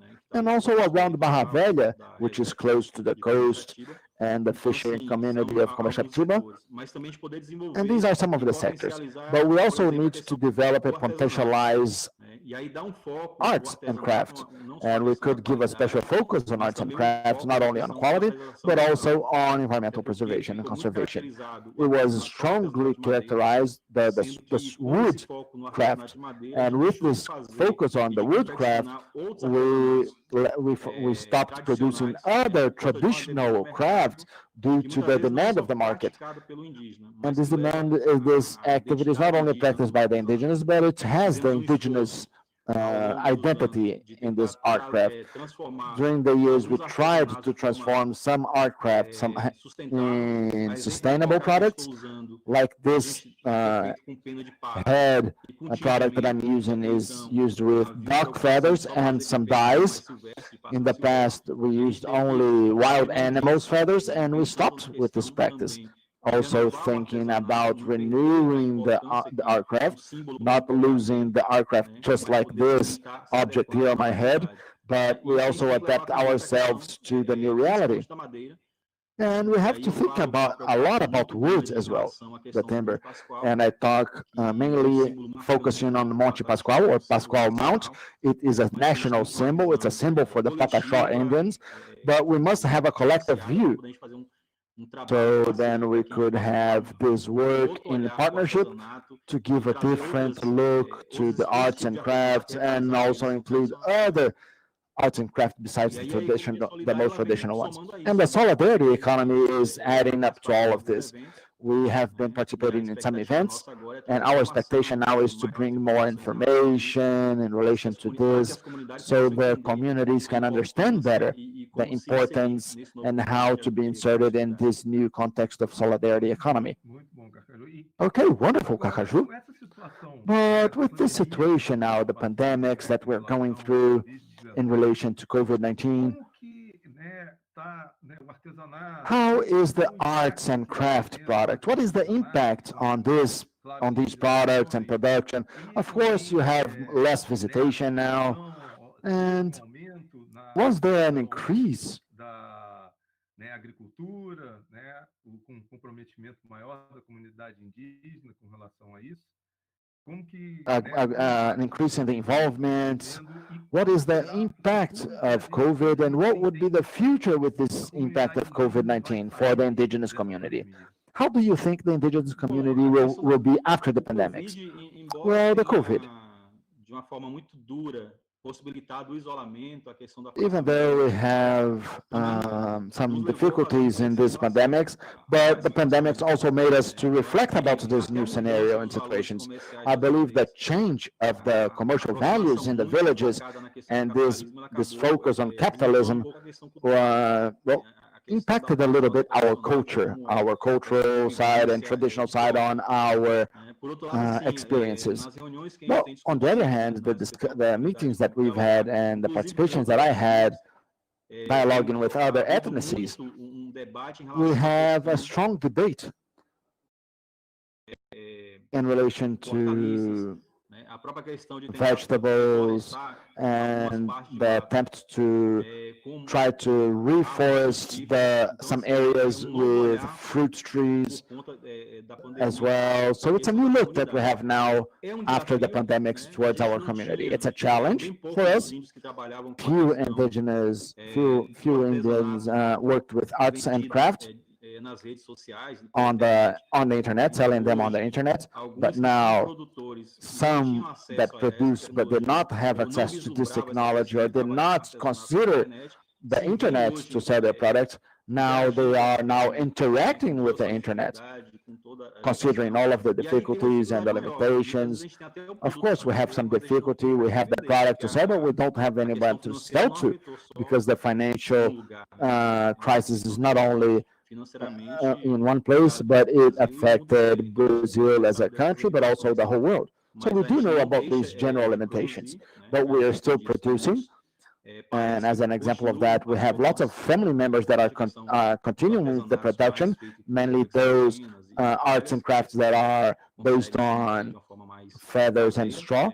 We can continue working with them in an artisanal fashion, but agriculture is something that we are replanning. Some of the communities are mobilizing to have a special look on agriculture, but the community was forced to work to pay attention to capitalism, and this way they lost some traditional aspects of plantations and soil preparations. So a community that has 80% of the populations going to the supermarket to buy their foodstuff, now we are trying to restore the tradition of planting, because we cannot depend on supermarket products. We have to produce ourselves.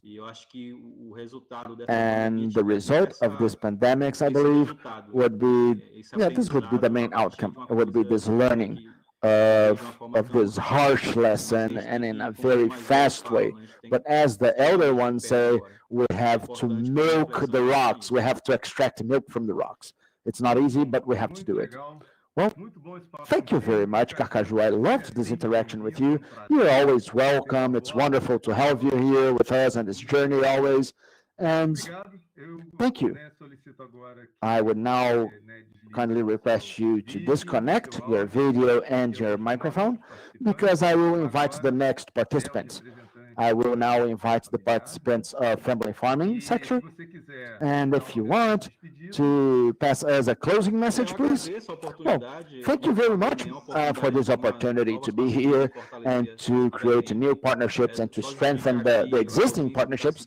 And I want to explain that Cacique Alfredo, or the Indian Chief Alfredo, couldn't be here because of internet problems. So I believe that the weather, which is very rainy, caused these internet problems with Indian Chief Haroldo and Indian Chief Aroa. Now I am like a collaborator in our community, but I am completely available for anything that you might need, any partnerships that we can create, so we can interact also with the other communities.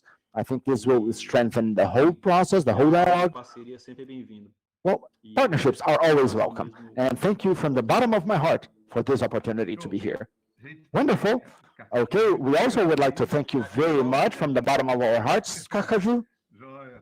It's great to have you here and see you real soon. I would now like to invite Adriana. Adriana is from the Secretariat, the Municipal Secretariat of Agriculture in the municipality of Porto Seguro. Boa tarde. Good afternoon, everyone. Hi, Adriana. Good to see you. Please feel free to introduce yourself, because I already have some questions to make to you. Oh, wonderful. Well, my name is Adriana. I coordinate the project Organic Seal in the Secretary of Agriculture in the municipality of Porto Seguro. And I also participate in the group Monte Pascoal for Agroecology for Povos da Mata Network. Povos da Mata Network is the first organic certifier in Bahia, participative certifier in Bahia. And the center Monte Pascoal accompanies all the group of producers and indigenous in the extreme southern Bahia for the certification work. And this project, Organic Seal, was created 3 years ago, and it was a demand from the indigenous people, but also the producers that wanted to plant and produce in a sustainable fashion. And they needed to see how the management would be, how we would commercialize, how we would produce courses, workshops, and etc. So we created this project, Organic Seal, Selo Orgânico, and right after we created the Center Monte Pascoal, which is the way of certifying these producers that follow all the steps correctly, and in the end they can achieve or have this organic seal. But our proposal is not only being organic, but it would involve much more than that, which would involve agroecology. It's the involvement with land, people, animals, the soil, the river, and etc. It's a sustainable agriculture with added value to it.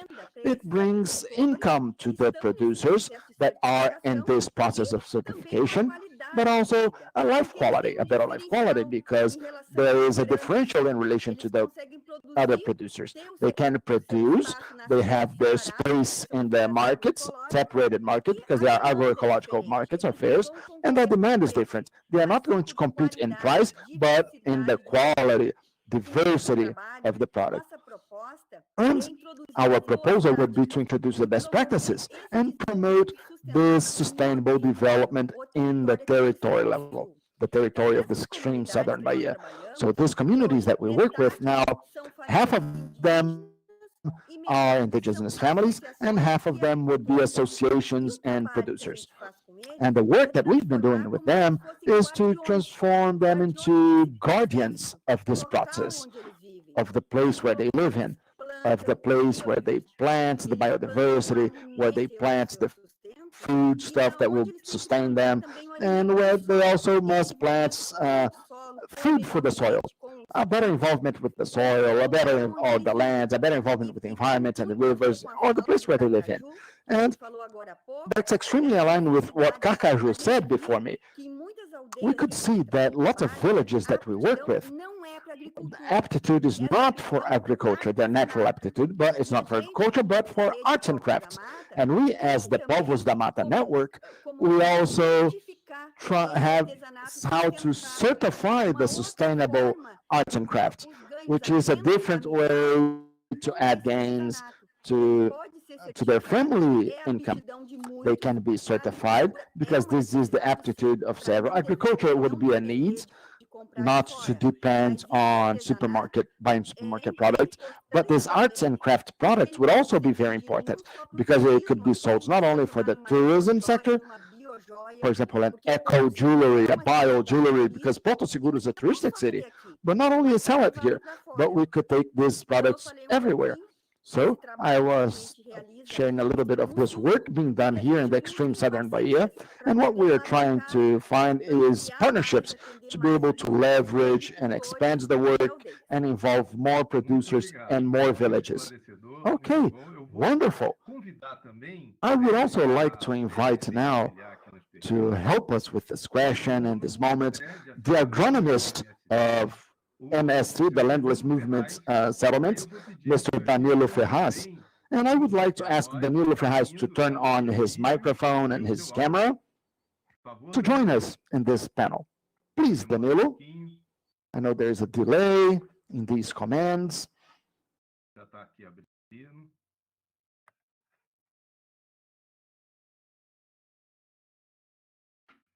Obrigado, Danilo, por estar aqui participando. Thank you, Danilo. Thank you very much for being here with us.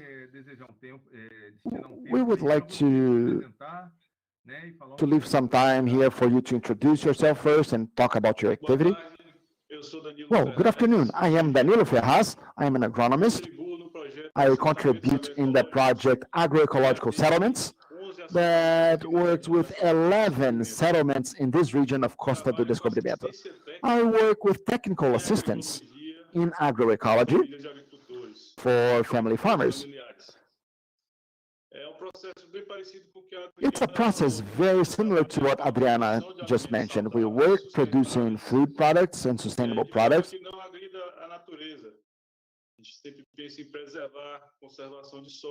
And they focus on the conservation of land, the soil, taking into consideration the welfare, the well-being of the communities. We try to produce a healthy food product, which is accessible to the society, but must be also low-cost production.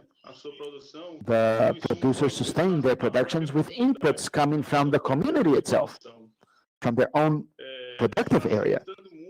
And this would make easier the production, the labor, which is a family labor, and this would also help them give a better condition to work. Okay, Danilo, how nice. Well, you know that we involved the indigenous community, Adriana, and you with the settlements and associations, and we all try to reach an agroecological agriculture, an agriculture that doesn't harm the environment. Contrary to that, we want an agriculture that is side by side, aligned and helping the environment and the biodiversity. And it's one of the most important ones of the world. I would say that's the most important of it all. But now I'm going to pass the word back to Adriana first, if Danilo wants to complement anything. But how do you see the influence on the culture of people? Right, I'm talking about organic, agroecological agriculture. So how? Well, Adriana, is this part of the culture? How do you see this relation, Adriana? The indigenous culture or the culture in general? In general, indigenous, but also they were asking us about the cultural impact in relation to family farming and the indigenous cultures. The indigenous are also family farmers, let's say. What we have been noticing is that it's already a tradition in the indigenous culture. But of course, that with all those influences, just like Carcaju mentioned, the influence of the white man, this has been modified. This has been impacted. So we find some places where there are no plantations anymore and they have to buy all the products. So we try to rescue these traditions. And in relation to the consumer and the small producers, well, here in the city of Porto Seguro, when we started to work, we already had some producers that did not use any pesticides and fertilizers, and some of them did use, but they learned and they saw the importance of not using them anymore and the importance of this new market. Because when they plant here, a good example here in the municipality of Porto Seguro is that 90% of foods and vegetables come from the city of Vitória, another region. So it's impossible for them to compete. So the differential would be to start producing healthy products, organic products. So they deliver baskets in the region, basket of products. So we see their statements changing, how they see nature, how they visualize the environment, and now they know that conservation of nature and environment is necessary, because if they don't take care of the land now, what kind of land are they going to have in the future? And the consumers are now paying more attention to this. we see the pharmacies more present and everywhere. We see people with bad health. We see people eating unhealthy.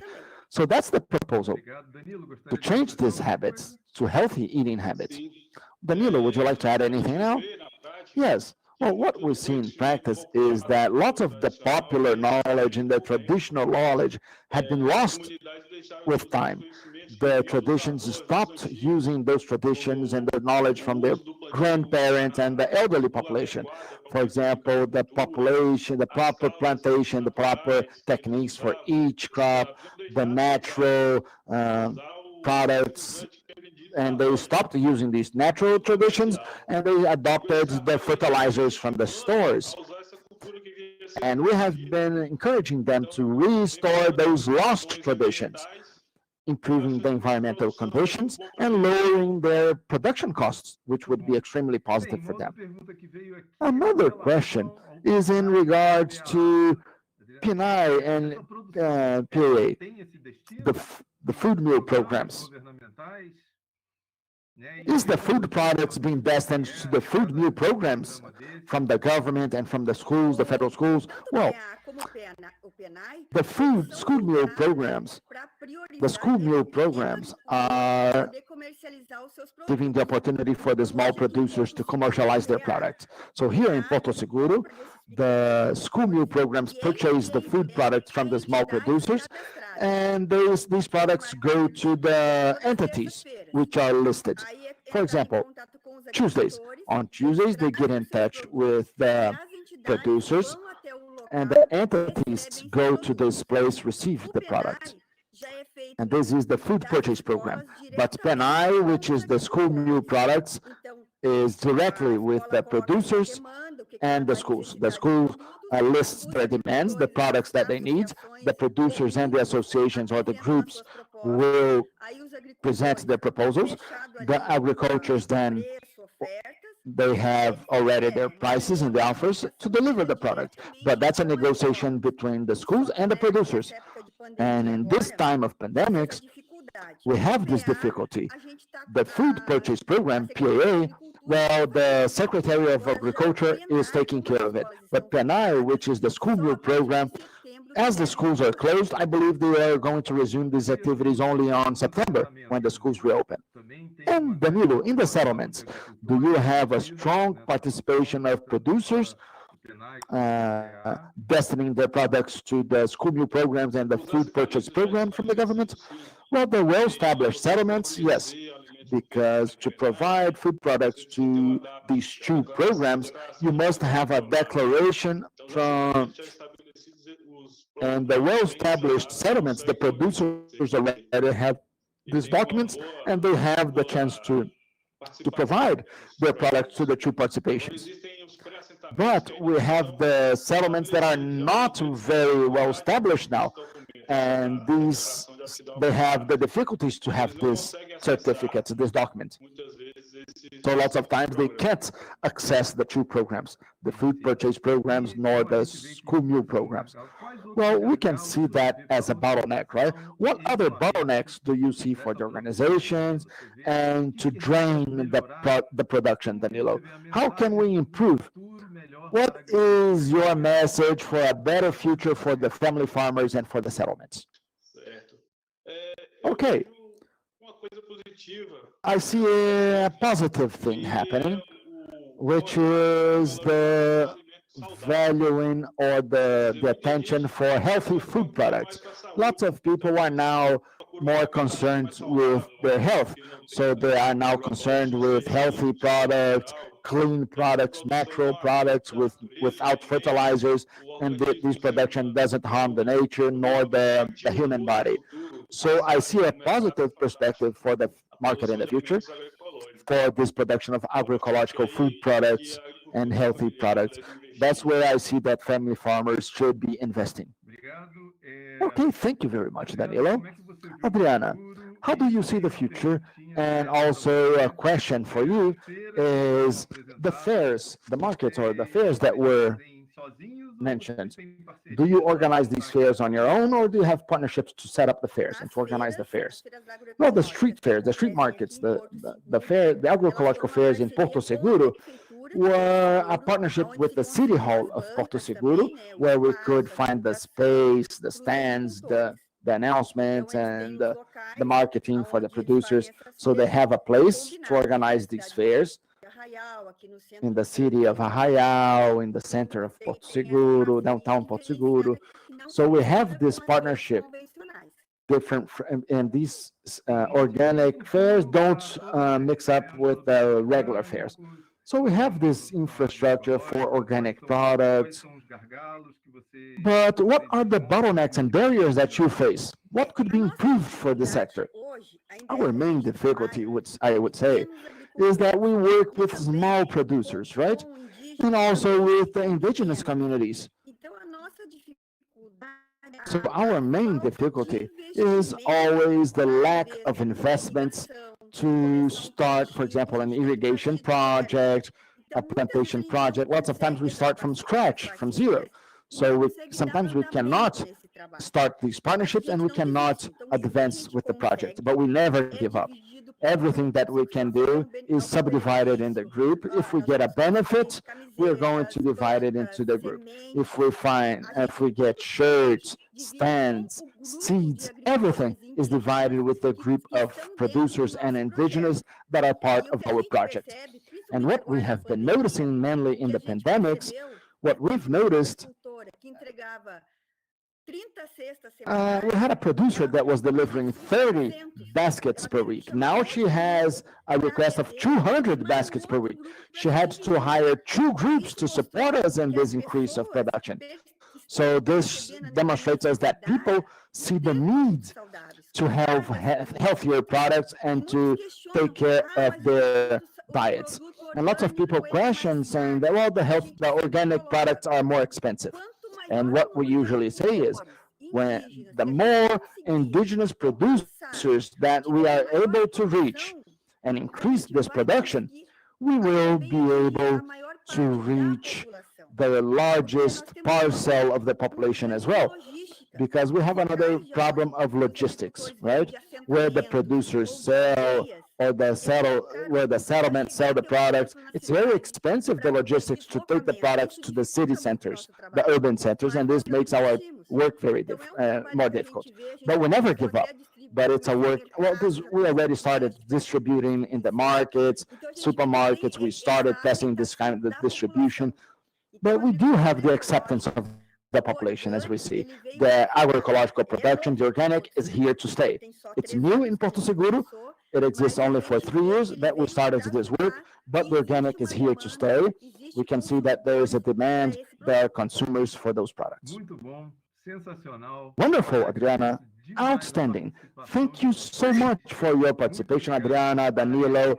Thank you so much for being here with us. And I hope that you can stay with us until the end, because we're going to have other speakers, and also we're going to have your contributions in the breakout sessions, which will be extremely important. And I would like to say goodbye to all of you, to both of you. But before that, if you want to give us a closing moment, a closing message for this session, please feel free. Adriana and then Danilo. Well, I would like to thank you for the opportunity to be here and to tell you a little bit about our work. Those of you that want to know more about our work, you can see on the social media, Organic Seal Project, Selo Orgânico Project. We started working with the producers, the indigenous, and the settlements, and what we are trying to find would be partnerships. Partnerships to be able to advance with arts and crafts, because we have a lot of difficulty to find these supports and partnerships to generate more income, and also in agriculture. Thank you very much, you guys. Danilo, please. Thank you so much for the opportunity as well. It's extremely important for us to show you the result or the outcomes of our work. And we're always awaiting for the opportunity to have new partnerships so we can advance with these projects and grow with these projects together. Thank you. Thank you very much, both of you. I would kindly like to ask you to turn off your audio and video. And now I'm going to invite to join us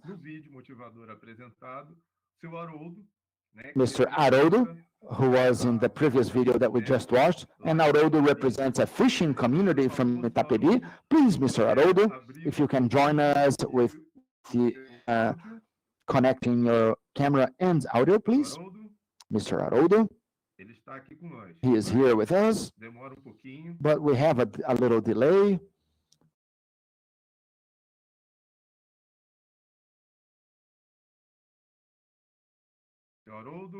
Mr. Haroldo, can you turn on the video and the microphone? Okay.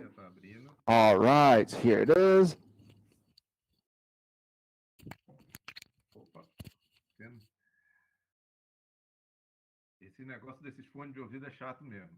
It's difficult to work with these earphones, right, Haroldo? Okay, Haroldo, how are you doing? I'm fine. How are you doing? Well, Mr. Haroldo, I would like you to start with a brief presentation, a brief introduction of you and your association, so then we can start making some questions. Please feel free. I am Haroldo Barbosa. I am the president of the Association of Artisanal Fishing Community and Beekeepers in the municipality of Itapebi. We represent the Costa do Descobrimento region. This association was created because in that time we had a need, as I've mentioned previously, we had a need to restore the fishing activity because we had a strong environmental impact. When the power plant was built, our artisanal fishing community was in the historical city. Below the power plant, the hydroelectrical power plant, had a significant impact. So this association tries to improve the life quality of these people. And we try to conserve the artisanal fishing community, but also make their lives easier.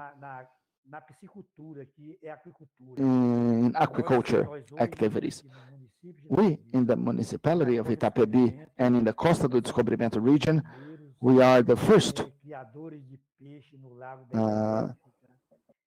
ones to produce fish in this region by the power and the hydroelectric power plants and tanks. And now I'm very glad to say that our conditions are much better. We take these fishery products to other cities in this region, in Costa do Descobrimento, and also to Minas Gerais state. So, thank God, we are now dreaming with projects that make the dreams come true. And with these projects, we can give our city, the people in our communities a better life, and we're very happy for that. And what we are missing in this project would be partners. We need to meet partners with good intentions that can help us in this partnership to improve this project, to develop this project, so this project can become a reference in the Costa do Descobrimento, Southern Bahia, and the whole Bahia state as a reference. Certainly, we're going to be here to support you and the initiative. This is a very interesting initiative that you have there. And a question that we constantly have in our minds is in fish production. Well, in the video you mentioned about the potential of 300 tons. What is your current production, Haroldo? As I mentioned in the video, we have a structure for 300 tons. We have 200 tanks, net tanks. We have around 100 tanks, 3x2, and we have a part with smaller tanks, 2x2, 2x2 by 2 meters. So, but we dream. We have dreams, and we're already 6 years involved in this fishing project, and it's not easy for the association. It's a very complex project. It depends of biometry, and so thank God our dream of restoring this project is becoming true, but it's not easy. But the fish production sector needs a lot of investments. So we are working hard with it, but thank God now we also have a mayor in our municipality. Our Secretary of Agriculture also has been supporting us, helping us with the documents that we need. And the territory of Costa do Descobrimento region, we have several people in leaderships in this region that are partners now. And this support they give us is very important. And this strengthens us. And that's why we are now continuing with this project. And we want to make this project prosper in our municipality and in the whole region of Costa do Descobrimento. So besides the 300 tons, you can expand that. You can go beyond that. Yes, we have a huge potential. We can represent Costa do Descobrimento region, extreme southern Bahia, with the potential that we have here. We have conditions to be the main representatives of these three territories that I've mentioned and take this product to everywhere. Well, recently we had a meeting with the secretary and other leaderships, and they told they are researching on our fish, and they said that this is one of the best fish that we have in the state of Bahia. So it's a very important work that we're doing, but we still need partners to continue. Okay, thank you so much, Mr. Haroldo. And have you thought about doing anything with the waste? Oh, well, you sell the fillet, right, of the tilapia fish. Yes, our fish nowadays we sell here in the port. It's people look for it all the time. It's not easy to work with fish production because it demands high investment, but our luck is that this fish is very famous in the region. And the middle person and other people that come to the port, they buy our fish from the fishermen, and they take this fish to the region of Minas Gerais, state, and other municipalities, besides Porto Seguro, Arraial da Ajuda, Eunápolis, and it's a fish which is in the preference of people. And we also took some courses and capacity building courses. And I already shared videos with you guys on WhatsApp. But we use also the waste of this fish. We had a course to produce the fillet. We had a course also to produce food, animal food from this waste. We took several types of courses to remove the bones of the fish, for example.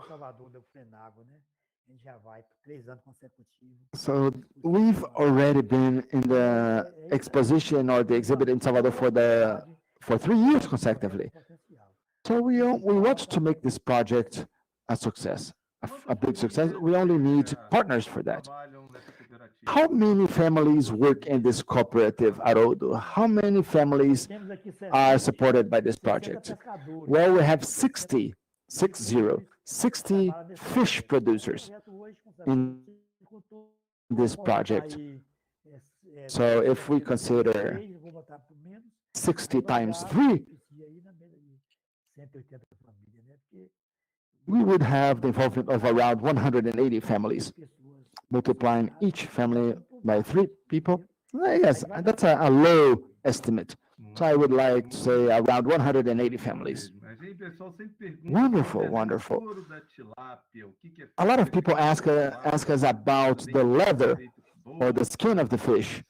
What could you be doing with the leather of this fish, the skin of this fish? Purses, wallets, because it can be transformed into a good quality leather, right? Well, yes, the fish, as I've mentioned previously, this fish is a success in the region. We sell a lot, the whole fish. But as I've mentioned, we already took some courses on how to process the skin of the fish into leather, and we are now prepared for that. We just need now to expand the project and to have a place where we could work, because we don't have a proper place to work. So we need the support.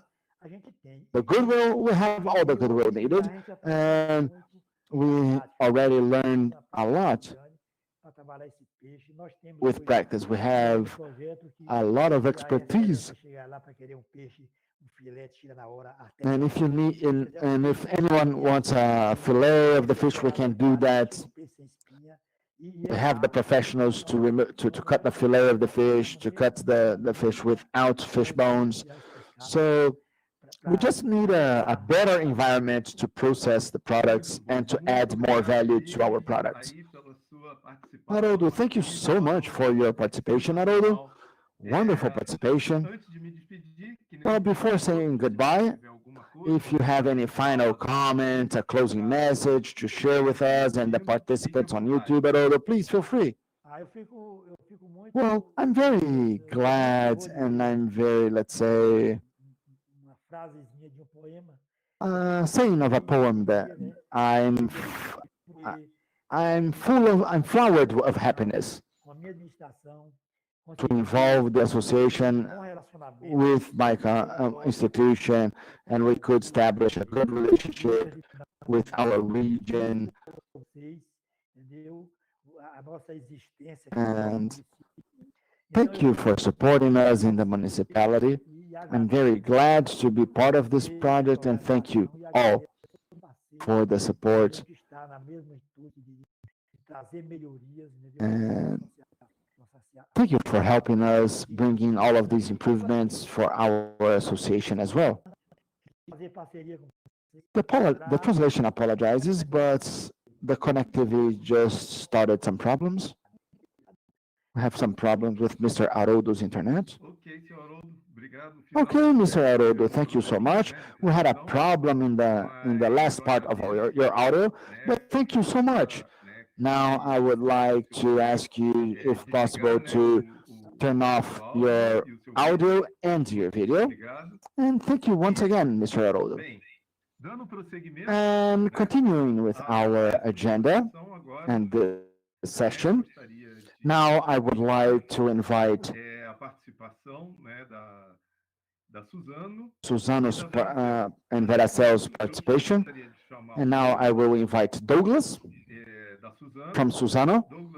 Douglas, could you please open and connect your video and your microphone, please?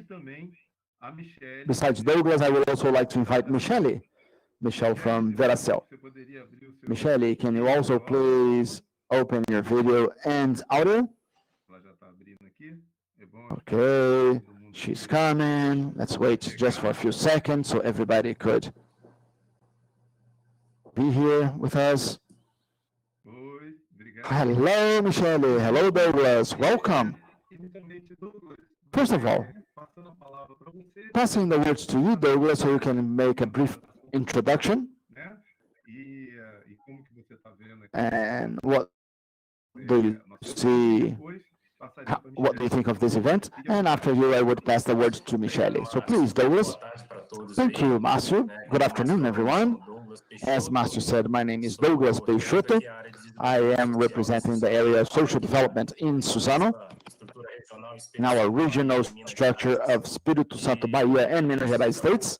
And I'm very glad to be here involved at this moment. I also had the opportunity to participate in 2018 in that tour that we had in the region, visiting different initiatives with the forum and the partners and the communities involved. And once again, I say that I'm very proud and happy to be here sharing with all of the leaderships, people and organizations right now this moment. And I'm now going to pass the words to Michele so she can introduce herself as well. Oi, pessoal, boa tarde. Hello, guys. Hi, everyone. My name is Michele Araújo. I am the Social Responsibility and Communication Network Manager at Veracel. I've been in the company for around 11 months, but I work on the sustainability area and communications for around, let's say, about 20 years in several sectors, in several segments in the country and also in other different countries.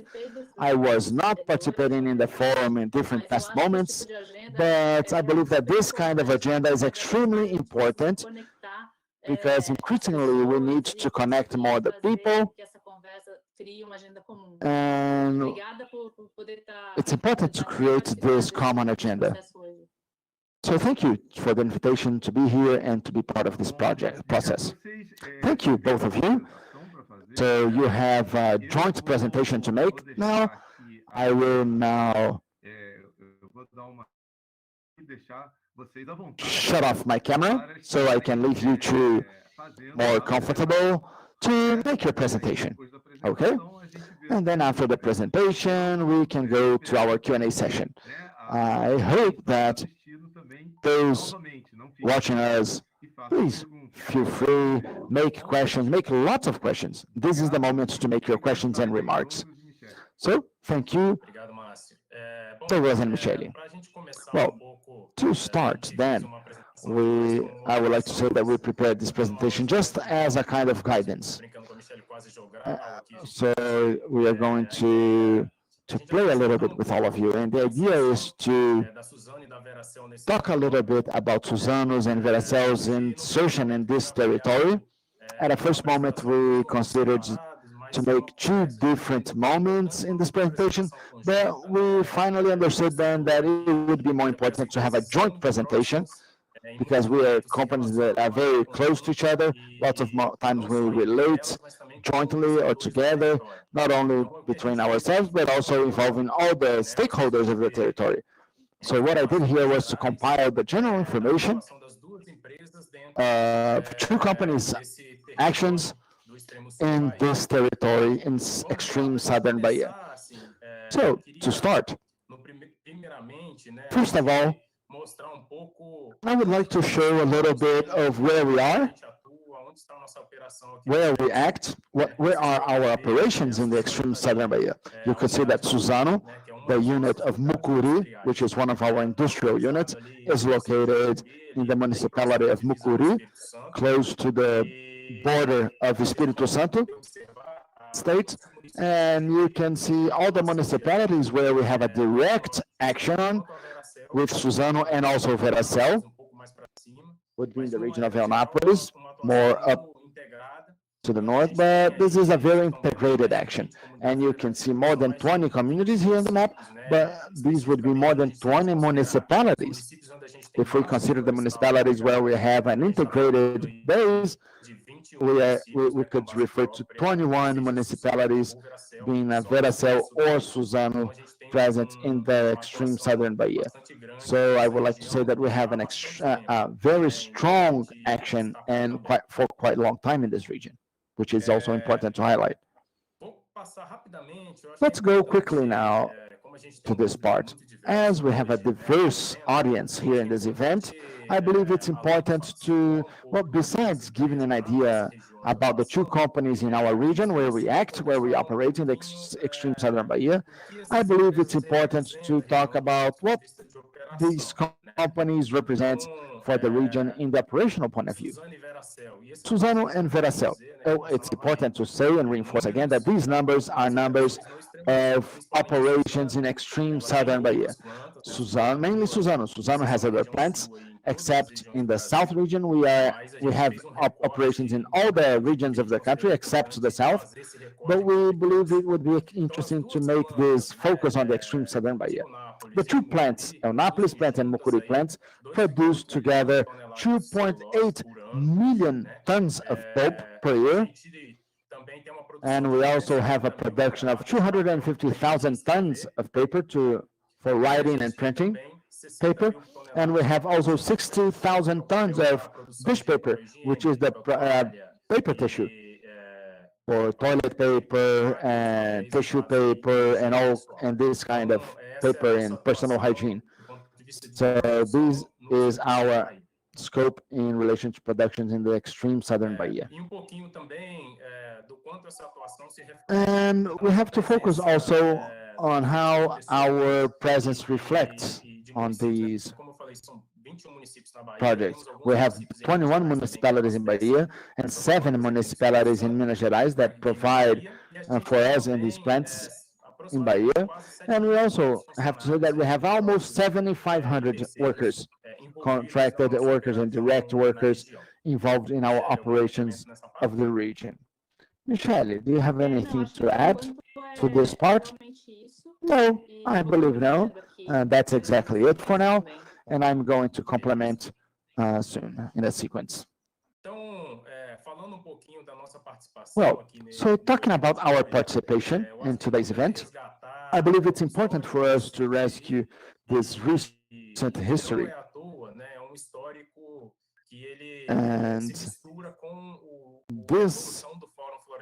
And the history of Suzano is mixed up with Fórum Florestal da Bahia.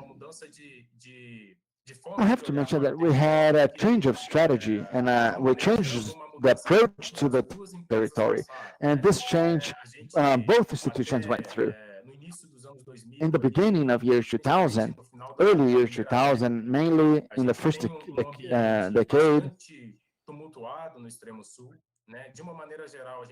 well, we are referring to municipalities that have difficulty to collect their incomes, a low economic diversity, and then institutional fragility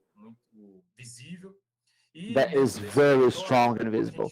And in this territory, when we look at the companies, operations and activities at a first moment, is not that the investments didn't exist. We understood that the investments should be done more, how can I say, more specifically and less permanent. And when we have such a complex territory with so much fragilities and so much challenges, and these challenges are not only for the two companies, Suzano and Veracel, but they are regional challenges. Isolated actions are not enough to support the territory in solving the demands and the social issues. So I usually say that the evolution of the Fórum Florestal was very important. This Fórum Florestal has been the first instance of dialogue, and this has also supported us in our actions. But there was a specific moment that the two companies understood that we needed to go deeper in this relationship and understand better the territory and understand better these social economical issues that were inserted in the territory and understand better our role. And we had a significant change after the year of 2010, 2011.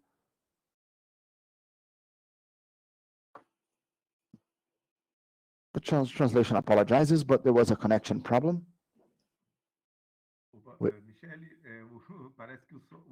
Well, Michele, we believe that Douglas had a connectivity problem. Deixa eu ver o que aconteceu aqui com ele, mas eu posso... Let's see what happened with Douglas, but I can complement while he is trying to come back. So he was telling us a little bit about this history and this focus in regards to how the dialogue has been an important tool for to start this transformation. And when we look at this work, we could see that along the past years, if we go to the next slide, we could see that each company operates in a similar way, in a similar dynamics, with a structured dialogue that helps us establish this better quality dialogue with the stakeholders of the region. So we have an investment from 2011 to 2019. We have an average of more than 116 million reais being jointly invested in the social sector of the region. So we try to strengthen this diagnosis We try to understand what the communities really needed. It's very important for us to understand the needs of the territory, and not the company just come believing that the company knows it all, knows how it happened. No, that's not it. We have to work together. So these diagnoses to identify these fragilities and these possibilities happen. And we created this protagonism with the public entities, the communities, and all the interested parts, so we could establish a stronger or a better dialogue. This is a management of model that give institutional strength as part of this joint planning for the short, mid, and long term. This has been happening for more than 10 years. We've been trying to develop the strategic agenda for the territory. And if we go now for the next slide,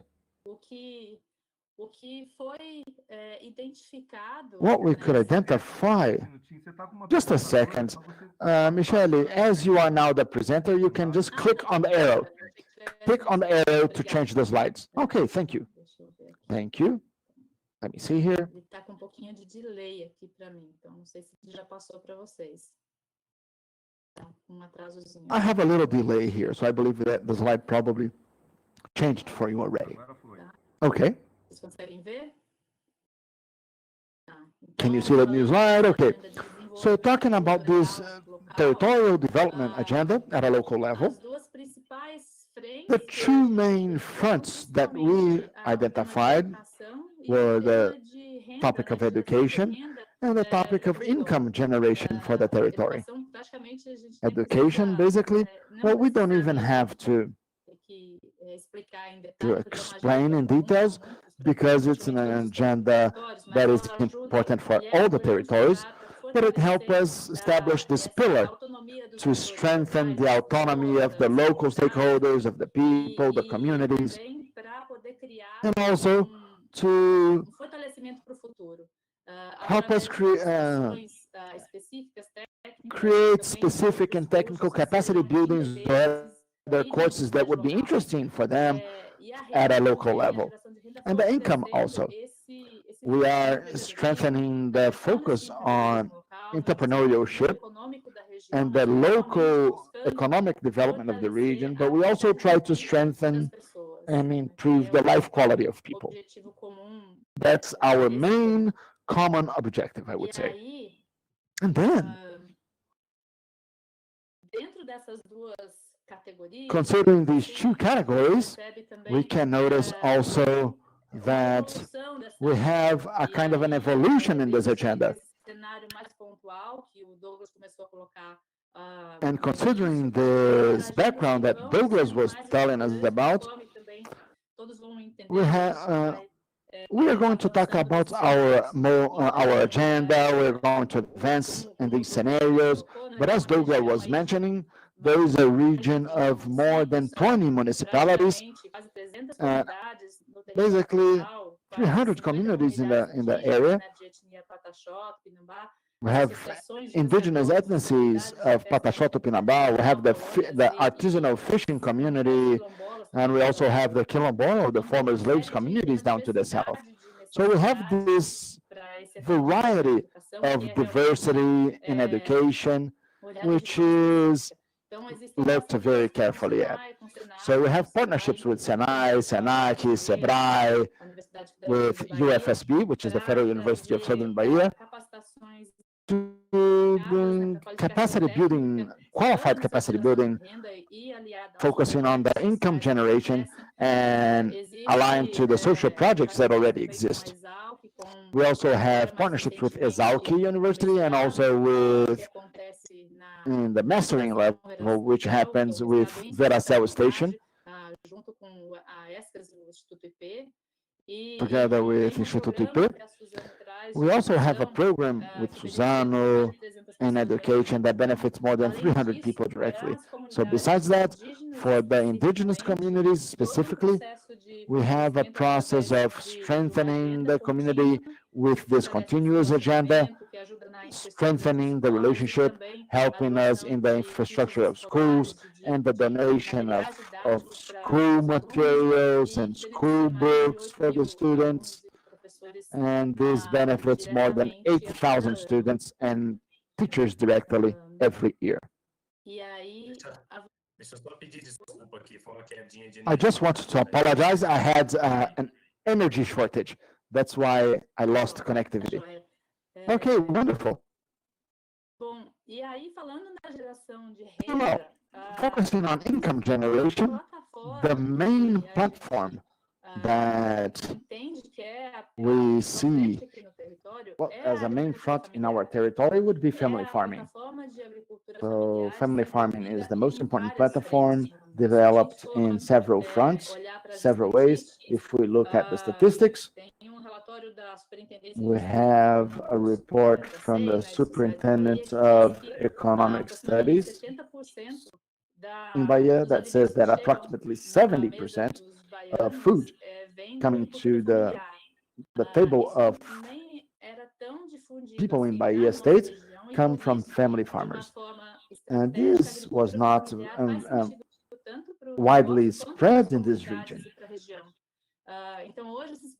So now, these programs with family farmers benefit more than 3,200 families, focusing on the aspect of income generation with several projects. We're talking about agroecological sustainable settlements. We're talking about agreements with the forest dialogue and beekeeping projects, fish production projects, and other sea products as well. Fishing community projects that also involve the establish a connectivity with the women in this scenario. So I'm going to tell you a little bit more about this general overview. We have these processes, beekeeping projects, and the beekeeping projects were something that generated a complementary income for those communities that participated in this process. And nowadays, well, after the last 3 years, it has become the main income for some people in these communities. More than 460 tons of honey were produced in the previous 3 years. And this also provides this shared use of forest, how we can manage this interaction, or how we can introduce this forest asset that would benefit so much the companies and also the communities. Besides inserting new techniques, new structures of projects, and new work, and in our fishing communities, the relationship has been strengthened in the fishing production projects. And together with all of that, we must consider also the sea safety projects that bring benefit for all of those users. We are talking about safeguard equipment, we're talking about the training and capacity building for the use of vessels and ships, and we also had the change in the route of the barges, so we could have a better interaction there. And this also helped improving the life quality for those members of the community. Parallel to the work being done with the fishing community of Del Monte, the fishing women of Del Monte, and they're also processing their products. And this space has become, how can I say, a space where these fishing women could gather, could meet, could discuss, could have conversations, and structure themselves. Besides helping on the women empowerment, they also help developing their scenario. Besides that, we have some projects with the indigenous and quilombola communities respecting the specificities they have. So when we talk about the PDRT program and projects supported by the two companies, Suzana and Vera. So I'm sorry I'm using acronyms, right? PDRT, but it's the Program of Rural and territorial development, PDRT. Suzano also worked with this program, and it has a line very similar to the programs that Veracel develops, strengthening the dialogue with neighboring communities, strengthening the organizations and the networks, and bringing strongly these premises, agroecological premises. So Douglas is going to be will be able to talk better about this issue. I'm going to pass the word back to Douglas to complement, so to go deeper into the details in these processes that are more connected to land. So Douglas, if you want to continue, please.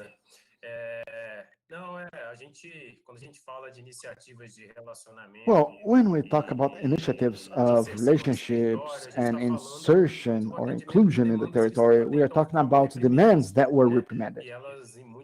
And lots of times they were brought to the companies, and we needed to shout some moments. So these, we needed a louder shout of the communities to identify that this was a latent demand. And when we were able to structure the local networks of relationship, we could start noticing that, yes, it was important, first of all, to find solutions, land solutions, so we could have a livelihood, a positive livelihood or experience with our neighbors around in our plantations. And I think that in this line we have a strong pioneerism with forest dialogue and the communities where Michele mentions the PDRT program there. Most of these resources are used by the program in partnership with the families through contracts and agreements with the rural associations. And we are talking about 2,000 hectares in this modality, where we have the structure of technical assistance, support, and this structure of support was made little by little. While the associations and communities are taking ownership of tools and processes of localization, now they are more structured and they are coming from a situation of invisibility, and now they are having access to dialogue spaces.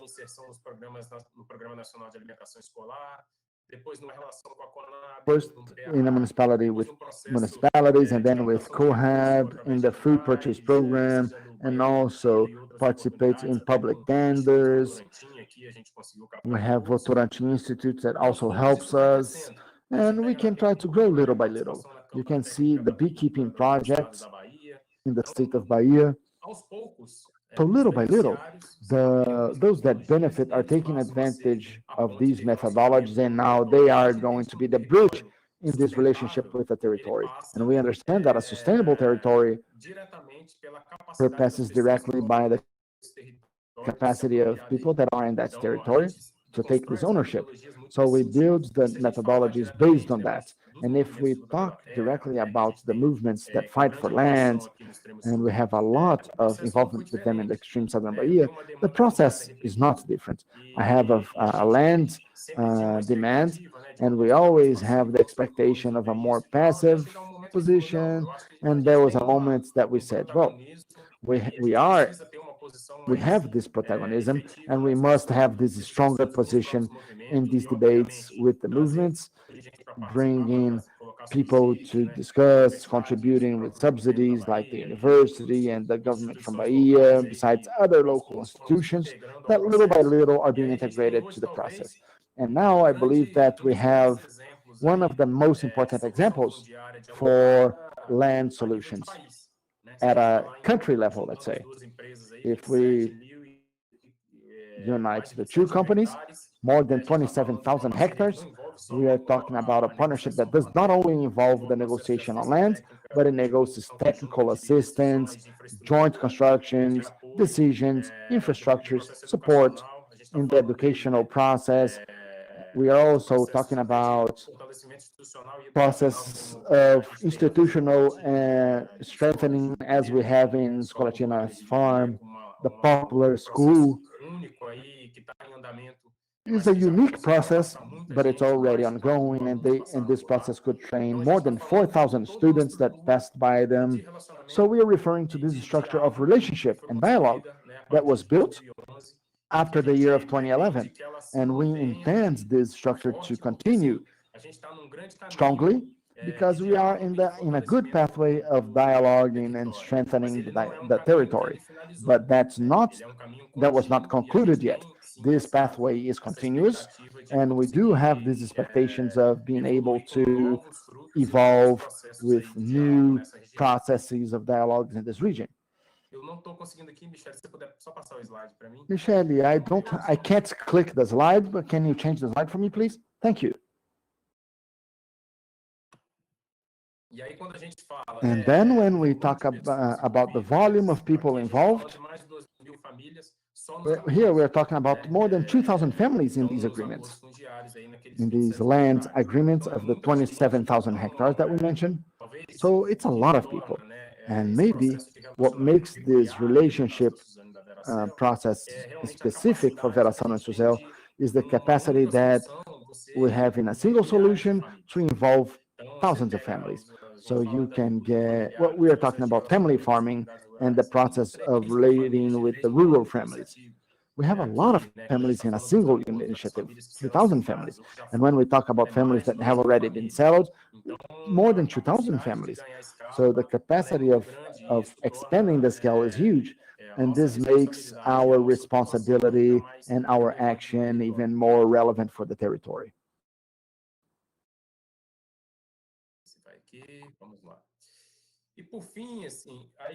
And I believe that, as I've mentioned, the pathway has been opened, has been started. We are shifting from a negative scenario with lots of questioning, with lack of discussion in this debate and dialogue. And if we go closer to the border of Espírito Santo, we have a lot of vulnerability there, especially related to the cold chain, which is unsustainable, where the families were the main victims of this process, and they were forgotten and isolated. But now we have a scenario where these families, somehow they're more organized, their organization or associations are structured, dialoguing to the region, dialoguing to Suzano, to Veracel, and to other stakeholders of the territory, like municipalities, and dialogue instances like councils that already exist in the regions. And we have this important opportunity that when these organizations start showing up, their work also starts showing up. We have a very interesting example to talk about in the development of cassava production in the southern Bahia, where we have a group of organizations focused on the development of this chain that is so relevant for southern Bahia. And until recently, this chain was not shown in the official numbers of the states because we were lacking this organization and this articulation. So we can, little by little, be a kind of a catalyzer, one of the catalyzers of this movement that is even larger, because this movement brings autonomy to the territory in relation to their economic, social needs, and also environmental needs. So when we talk about the structuring initiatives, that's what we are talking about. Participating in these processes of territorial actions, participate and strengthen the public policies. We are talking about a region that basically did not collect contributions, and in the last 3 years we captured more than 5 million reais. So we went from a situation of total invisibility to association of protagonism, of leadership in this space. And I always say that it's a victory of the dialogue space. We have support from Suzano, from Veracel, from the communities, because they are leaders in this process, but they are gains for the territory, for the region as a whole. Nobody would be able to do this alone, on their own, and this is not only related to the capacity of development, of injecting money, but also to the capacity of dialogue and establishing joint solutions.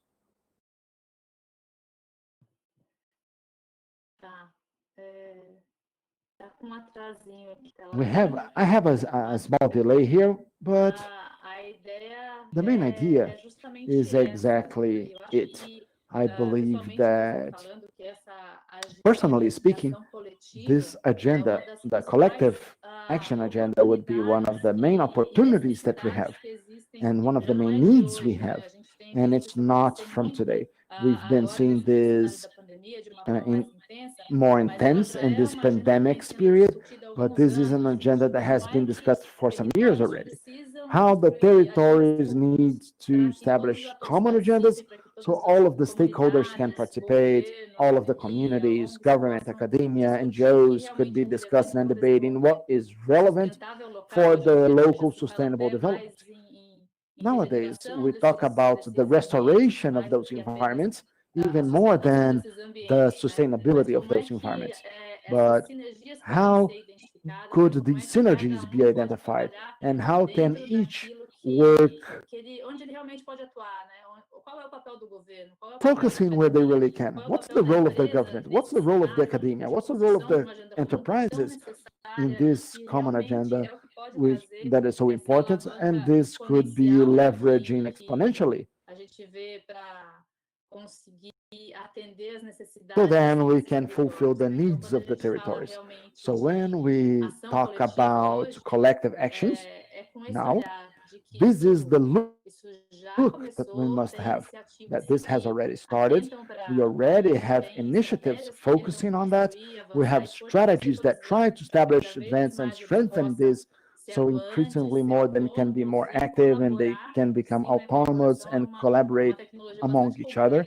Collaboration is a very complex technology that people are learning more about it. People are learning how to share, how to collaborate. So what are the forums we could be using to work and to discuss on these agendas, like this forum here, where we are here today? So what would be the future steps as well? How can we open up new pathways for future collective actions that really would focus on the territory in a strategic way, in a structuring way, and bringing benefits for all the involved, everyone involved. So this is the main message we want to leave here with this presentation, bringing a little bit of this history, of this background, and how this scenario is nowadays, and how we see the future ahead of us. So those of you that want to know a little bit more about these projects that we just quickly mentioned here, I cannot change the slides anymore. Now you do it, Logan. So we have more information, not only on our sustainability reports, but also in the website as a whole. I would like to say that we are completely available. Our teams are always in contact with you all, with everybody. So this is the material that we brought. So once again, I would like to thank for the space here, to be here in this space. I only wanted to highlight that in no moment we imagine that we are going to reinvent the wheel. Lots of things of what has been built already existed, was already a non-exploited potential that was not being exploited. So part of our message is we have a lot of potential, a lot of things can be done, lots of stakeholders can be involved. We are still missing lots of actors from the private sector in this process. So lots of good things can still come, can still happen. And we have a lot of articulations, right? Even the next presentations that you will see interact with that PDRT, organic certifications. So a lot of things are already being articulated, and we could take advantages. And the forum is giving us this opportunity to debate in these topics. And taking the hook from Douglas, this look focusing on the potentials. Sometimes we focus on what we are lacking and we don't look at the wealth of the territory, like knowledge of the territory, the knowledge of the communities that are more on the elderly population. Some other younger ones don't have this knowledge. So how can we bring the light to these potentials, and how can we connect these wealth, these knowledges, and these cultural seeds that could grow? We constantly talk about ability and skills, but there is another look that sustainability needs to consider, which is the cultural aspect of everything that already exists, all the knowledge that we already have that could maybe be articulated, so then we could establish this agenda or considering all of this wealth that we could already take advantage from. So I believe that would be the message for now. Thank you so much. Wonderful interaction, wonderful presentations, Michele and Douglas. I've been receiving some interesting questions. The questions came and you guys naturally answered the questions. And the flow of the presentations was naturally answering these questions that came. So it was a very productive and a very successful presentation about the project. And thank you. It's a collective action, right? From the forest, Forum Florestal, we can now become maybe a collective actions forum. We can maybe learn with that also. Who knows? You guys have always been strong partners, and we only need to evolve every day. We have to enhance and develop our capillarity in this territory. And as Michele said, it's a very diverse territory. And this brought curiosity to some of the participants. Do you have, considering the collaborators and the participants of the project, do you have people that are members of the communities, that are part of the regional councils? Do you have this kind of representation working with you? Would you like to start, Michelle? Well, I believe that people in general are highly engaged. We always mentioned how our internal public would be the most important multiplier of the work being done by a company in general. And normally we have the perception that lots of them are engaged individually or with other groups. So I don't know, I cannot mention here all the groups, but recently we had a specific initiative of the workers or the collaborators to help with donations for the communities and local institutions. We had an agenda for the conservation and for the COVID scenario, which was very intense. And we had initiatives from the collaborators bringing suggestions to us. And we organized jointly, not only for the workers in Veracel, but open to the public in general. So we could be helping some institutions. So these are examples to show you how the leadership that these collaborators or workers have. So Douglas, I don't know if you would like to add anything. Well, we have some cases, and these cases for us are extremely interesting. We have beekeepers that started in the program and now they are instructors. We have producers that started in the program and they graduated and now they're technicians hired by the agriculture program. We have leaderships, community leaders that were trained and now they are leading local, municipal, and sometimes regional processes, participating directly in these processes, in these decision processes. I believe this is the most important of this part. And we usually say that at a first moment, we needed to find external support.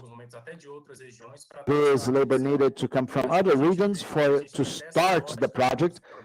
And now we have this consideration in our project. We train the trainers, right? So with the passing of time, we don't need to go to other regions to bring this labor. The initiatives need to train the people and develop the people, not only for their mapping, for their activity, or for their own farm, but we need to identify the potentials, because we could identify youth, we could identify leaders with this potential to multiply this potentiality. So all exercises that we have, everything that we do, we try to take this advantage of the public that is better experimented in the programs, so they can transfer this information and this knowledge to other people. Lots of times we say that an information of a technician will not reach the producer or the beekeeper. But the beekeeper talking to the beekeeper, then the result would be better. The producer with the producer, they can understand themselves better. So with this process of exchange of information, we saw that the results were more effective, and the process now is more rigid, more stiff, and the exchange of knowledge and information is more sustainable for the region. So we do have these experiences. We have some people that we have been taking advantage of, and the trend is that with passing of years, we are going to expand this number of people in this formative structure of the programs.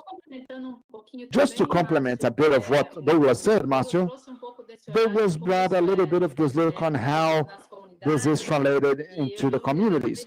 And I remembered some examples that we have as adaptations. We have to look at that potential, and we have to see how people will adapt and adjust to the scenarios. Some of our workers know really well people from the communities, and they are part of the community, some of them. But in this moment also, due to the coincidence of actions for the COVID-19, I believe that we should try to maintain the more income within the territory. So how could we do this? Instead of buying outside in supermarkets, how can we buy product in the community?